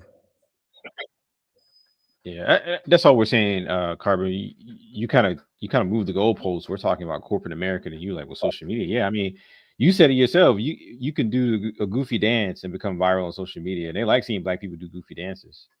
That don't mean you have any real power. That doesn't mean people actually listen to you. You know what I'm saying? They just like to see you do a goofy dance and act like a fool. I mean, we're going viral to make you famous. Though. There are some people who are able to turn that into fame, but 15 seconds of fame doesn't necessarily make you viral. Carbon, you got to articulate your words, man. Sometimes I can't make it. What was that? Like, just 15 seconds of fame won't just make you like have a career off of that or a living off of that. Like some people, Yeah, they no, drop we're, the but we're ball. not we're not talking about careers. We're talking about expertise, right? I'll give you a good example, right? Neil deGrasse Tyson told the story once, right? He was in school, he's studying to be an astrophysicist or whatever. I think he had already gotten his master's. I think he was working on his doctorate at the time. And there was an eclipse happening, right? And so the media reached out to whatever university or whatever to talk to like an astronomer or astrophysicist. So they sent Neil, and they looked at him like, well, what are you doing here? Why are we talking to you? Yeah, explain it. I'm an astrophysicist. No, I'm not just a wrestler. No, I'm not just a basketball player. No, I'm not just a whatever. I have expertise in this field. Yes, I can talk about it. They were shocked. So that's what we're saying is that, yeah, having some notoriety, or not notoriety, but having some fame, having some whatever, maybe you get a little bit more people to kind of listen to you on serious matters. And I'd have to say Neil deGrasse Tyson has done well for himself. He's able to beat the odds. That's rare. It's rare. Or what they'll do is they'll roll somebody like Kanye West out, and the politicians will put him out there or whatever, or even someone like not Nicki Minaj, but what's the other one? What's the other? What are them stank female rappers? What's the other one's name? Cardi B. Yeah, Cardi B. They'll roll someone out there, and they'll make them the spokesperson for black people. They don't know what the hell they're talking about. Like, why are they talking to politicians for? We have plenty of smart black people who all over social media who do commentary on politics, who went to school for that type of stuff, who are really intelligent, but they're not nearly as famous. So that's all we're saying. When it comes to the black people who actually know what they're talking about, who are actually saying the right shit, they don't get the fame. They don't get they don't get the spotlight. They don't get the funding and stuff like that. That's our problem. That's what we're talking about. Anyone can go out there and act a fool and become famous. You know what I'm saying? I should say anyone, but no, yeah, anyone can. Anyone can go out there and do a ridiculous dance. It doesn't mean you're going to become famous, but anyone can do it. Is what I'm saying. That's like winning the lottery. That's why I don't even count it. It's like, all right, whatever. It's like that time when Demetrius said, like when David Banner came into Charleston, and it was like, oh no, he's gonna start a riot. You can't let him do the thing there. And remember they didn't they shut the venue down, so they had to go to the Black Shoreman, use there or whatever. I'm like, these motherfuckers, man. What do you mean he started a riot? He just came. All he did was come to speak. He wasn't like he was you know what I'm saying? Yeah.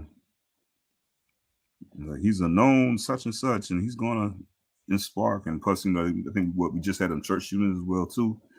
Yeah. And that's something. Yeah. I mean, did you go? You went with us when we did go see him, right? Nah, I didn't make it. I heard about it. I heard how Demetrius almost got jumped. Yeah, we set the put his life on the line, man. I think we sold a lot of shirts at that one too. Oh, okay. Yeah, plus got the hands with the shirts and David Banner as well too. David Banner's hands, yeah. I tried to sign up for that Adobe thing, but I got put in the waiting list. I guess I signed up too late. What Adobe thing? Oh, that thing the Charleston. Yeah, I guess it's too late. Oh yeah, the thing that you sent Orlando. Yeah. I mean, it's too late because I'm putting the waiting list. They probably won't have no reservations. What day is it? What day was it on? The 17th. Yeah, but what day? Like, what's the actual day? The 17th. Yeah, Tuesday. Like Tuesday? Yeah, I think that's why. Because I work Tuesday. Why? Yeah, I probably won't be able to make it either because I'm not going to have a reservation. So I signed up. But it'd been nice to go though. I wish it landed on one of my days where I was off. That'd been nice. I wish it would have more space for people to go. Oh no, that's all. I know how it is. That's where it probably can't get in. I mean, well, definitely nothing you can do. Well, just keep an eye on it, man. Just for the networking aspect, it'd have been nice to go. I know that's all I'm trying to go, but I'm on the waiting list, so I mean, there's nothing I can do. What is it? It's just like a lecture or like a conference, or what is it? I don't know, but I literally saw the first part of their show is for networking. So I was like, the first hour in networking, they would do a couple other things, and I was like, networking, that's all I need. I don't care about the other things. Like, I'm going there to network. I don't care about all the other things there. Cause let's be honest here, man. Adobe is not a good company. I know I shouldn't say that, but they're probably like, man, look at this man talking trash. We're definitely not gonna bring him now. But it's like, man, why don't you think it's? I'm curious. Why don't you think it's a good company? Man, look at what they be charging artists, bro. You already know. Like, you should be charging what now? Look at how they're charging artists for these subscriptions. It's getting ridiculous at this point. I'm like $50 for the entire Adobe suite. I think that's pretty good. It's not the entire suite. So we mean there's still other software. It's like I'm a 3 person. All the other I'm talking about for what I do. For what I do, yeah, I think that's pretty good. I think it's a good deal. Whereas before, if you want the entire suite, you spending damn near $5,000. You know, just upfront. You know, I'm glad they kind of. You can't just buy you're ultimately paying more over time. It's true, but it's manageable. You know, coming off of 5Gs, man, just like that. You know, it's like, you know, I'd rather just pay it over time. And then also, did you hear about the Adobe AI controversy? Did you hear about that? I didn't hear about the controversy, but I know they started implementing because I saw it in my Photoshop. They were like, "Oh no, it's pretty bad." You want to use generative AI? I was like, no, I don't want to use generative AI. Well, but here's the problem, right? At some point, it started actually taking actual people's actual art that people use Adobe stuff on, and it started using that in AI. So people were randomly generating actual people's work, and then all these people are like, "Yo, what's going on here?" Yeah, that's not right. And then Adobe didn't want to do anything about it until the actual famous artists. They're like, "Yo, you're not gonna take my work like this. I'll sue you." Yeah, that's not right. And Adobe was like, "Oh, we'll change it." No, they should sue them. They should sue them. Back off in on that. Yeah, they should get people's permission if they're going to use it for the AI model. Yeah, they were taking people's art. Even Adobe was still. And they should pay him. They should pay him. Like, look, Adobe didn't want to do. They was taking all the money, and they weren't giving no money to those people. And that's the problem. We're not getting no money from this either. So it's like, yeah, even Adobe's having the AI problem. Actually, so they're looking to still keep it. Yeah, they're still going to keep it. It's just they don't want all the. Yeah, because they're still keeping it. Because I know, the issues. Yeah, because I know at work, I know one of my mentors. He was telling me about it, and he showed me some of the AI features. He was like, man, he said, I just typed in or I said, such and such, and it came up with this. And but it's like he was saying, it looks like something for a good start, like the start, but he wouldn't just completely rip it and take it, just something to edit, put one touch, just kind of get your own little idea from it. But he said he can definitely see where people would actually just use just that, I mean, where I can see where I would use it, say if I'm doing some photo editing, right? And I got to cut a person out of the background. Mm-hmm. I got to move the character or the person over, but I still want background elements where that hole is. I'll just use generative AI to fill in the hole rather than before I would have to do all this what do you call it? Rubber stamping, using the rubber stamping tool and the healing tool, and I have to fill it in that way.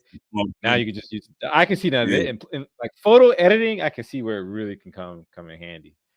To make your life a lot easier and way more efficient. Because that rubber stamping board, trying to get that stuff to look right. Save the life. Yeah, especially with clouds and all that type of stuff and all, man. Yeah. But yeah, originally what the AI was supposed to do, it was supposed to take all the stock photos and make an AI out of that. That's originally what's supposed to happen, So then Adobe could say it's free and we're using our own work. But eventually it got out of control and started taking other people's art. Wait, what? So those I know those artists that produce those images and stuff like that, but are they hired by Adobe to curate that work? You mean for Adobe with vector art and stuff like that? Photos, I think they own that. No, you can I don't know if they might hire some people, but I know you can can't you make stuff and put it up on there if you want to and sell it? Or am I thinking of another? Yeah, but Adobe has its own. Yeah, you can put stuff on there too. That was a problem, but it's like Adobe has their own stock stuff that they own, right? That's what was supposed to be in the AI. Mm-hmm. But when they start taking stuff that they don't own, that other people put on there, they're supposed to be selling it. Now now they're getting their work used and they ain't making no money off of it. That was the I see what you're saying. And they should pay him. But Adobe doesn't want to do that. It's the same thing. Every other every other art places try to use AI, because even DeviantArt try to use AI. I don't think ArtStation is going to do that because they kind of can't. They can't afford to do that. Yeah, they were pushing back. People were pushing back on that shit. Yeah, ArtStation is gonna be the only place that can't really afford to use AI at this point, because I mean, that's like literally where the best artists. I think it's also the best artist. ArtStation would not be ArtStation. I'm sorry. Like You know what's funny is that I was using CG Society for a long time, but no one ever talks about CG Society anymore. I still got an account on there, but I rarely update it. Well, yeah, I mean, I forgot about it. Yeah, a lot of people just stopped talking about it. I don't know. Yeah, it was a more popular one, then ArtStation kind of took over.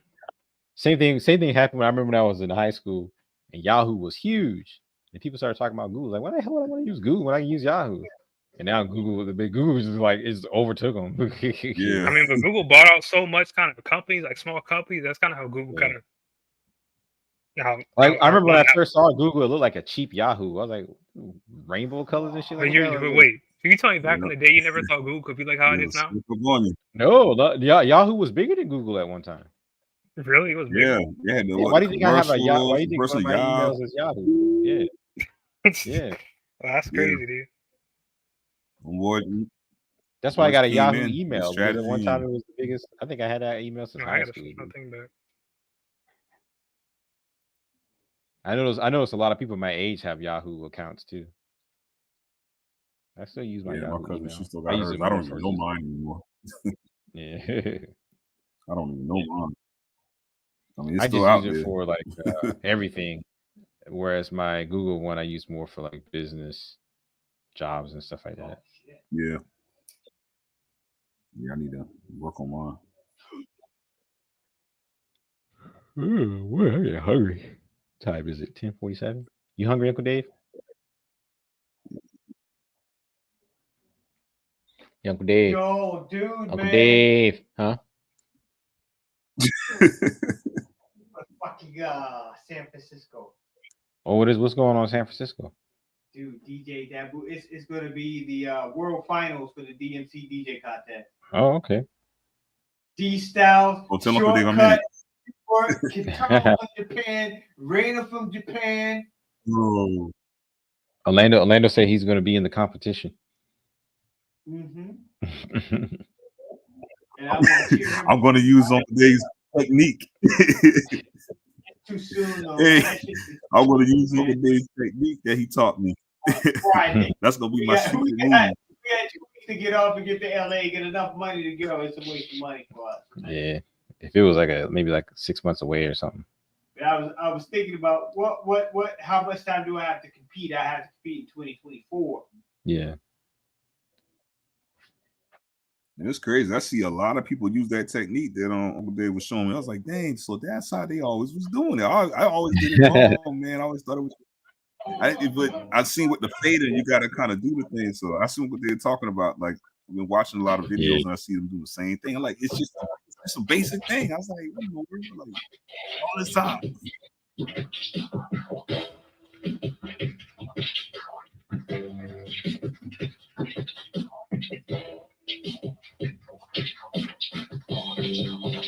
White.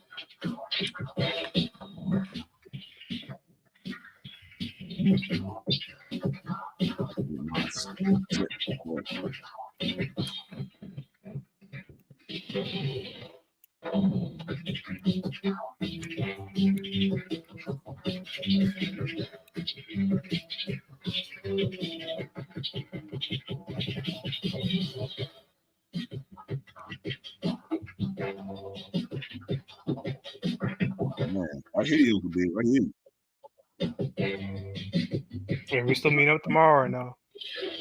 Yeah, what time do you want to meet? It doesn't matter, whatever time you want to meet, man. Yeah, let's do 12. 12 p.m. All right. Yeah.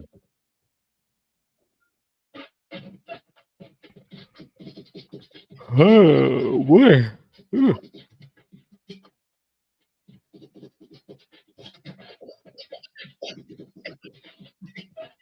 Is it Uncle Dave scratching? I don't think so. I think he's playing a video. Oh, okay.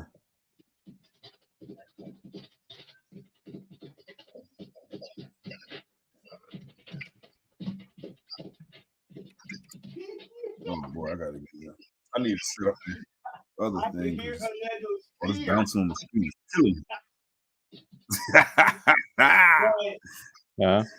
It's all good. That's not fear. That's hunger. All right. All right, guys. I'm about to end this. We're about to go to Taco Bell because I'm getting hungry. All right. Get me some Taco Bells and have the runs afterwards. So, thanks again. Yeah, thanks everyone for showing That's up. when you Even know though it's I don't think anybody showed up, but thanks for everyone who might show up. Yeah. Our views have Later gone up. on. So thanks to our new subscribers. We got 2 new subscribers. Thank you. Mhm. We got some work coming. I'm still working on Infinite Tribe. I got to talk to Willis to see what's a good release date for that. It was supposed to release last month. Oh yeah, I still got. I guess the audio. Yeah, the audio. Yeah. But I'm thinking about pushing it back to next year. Just using the rest of this year to kind of finish it up and save up some more money for it, so we can get the apparel for the photo shoot and the video shoot, and for the commercial on what's his name? I got to talk to him because I got the designs for the apparel. I just got to sit down with him and hook his store up. We'll see. Gotcha. Yeah. All right, guys. Thanks everyone for showing up. Let's see. Did anybody show up at all? Do we got any viewers? Who's a lucky viewer? Yeah, it doesn't say anybody's watching. That's all right. We still got a long way to go if we start getting views like that. Huh? We still got a long ways to go if we start getting views like that. Yeah, we just gotta keep going, keep doing it. Yeah. All right, I will see you guys next Friday. All right. Oh, okay, I'm gonna re-upload this thing. I'll give it all the textures on the bottom part of the apron. I guess I'll give it all that. Well, we'll talk about that tomorrow. Well, I'll talk about some things we can do with that. Make it a little bit more. Yeah, because I wanted to make it more interesting than a regular made dress, but I did not. I don't know what to do. Yeah. All right, I'll talk to you guys later. All right. Signing out. Oh yeah, just remember I gotta keep this thing optimized. I can't model any crazy stuff. I gotta keep it. I gotta keep the poly count down. Not modeling, it's more texturing, but we'll talk about it. As long as you're not gonna make the model selection stuff, because I got the poly count right where I need it to be. I got it optimized enough, where I can put it on the Quest version, phone version. Okay. We're trying to leave, man. All right, I'll talk to you later, man. I'll talk to you tomorrow. All right, later.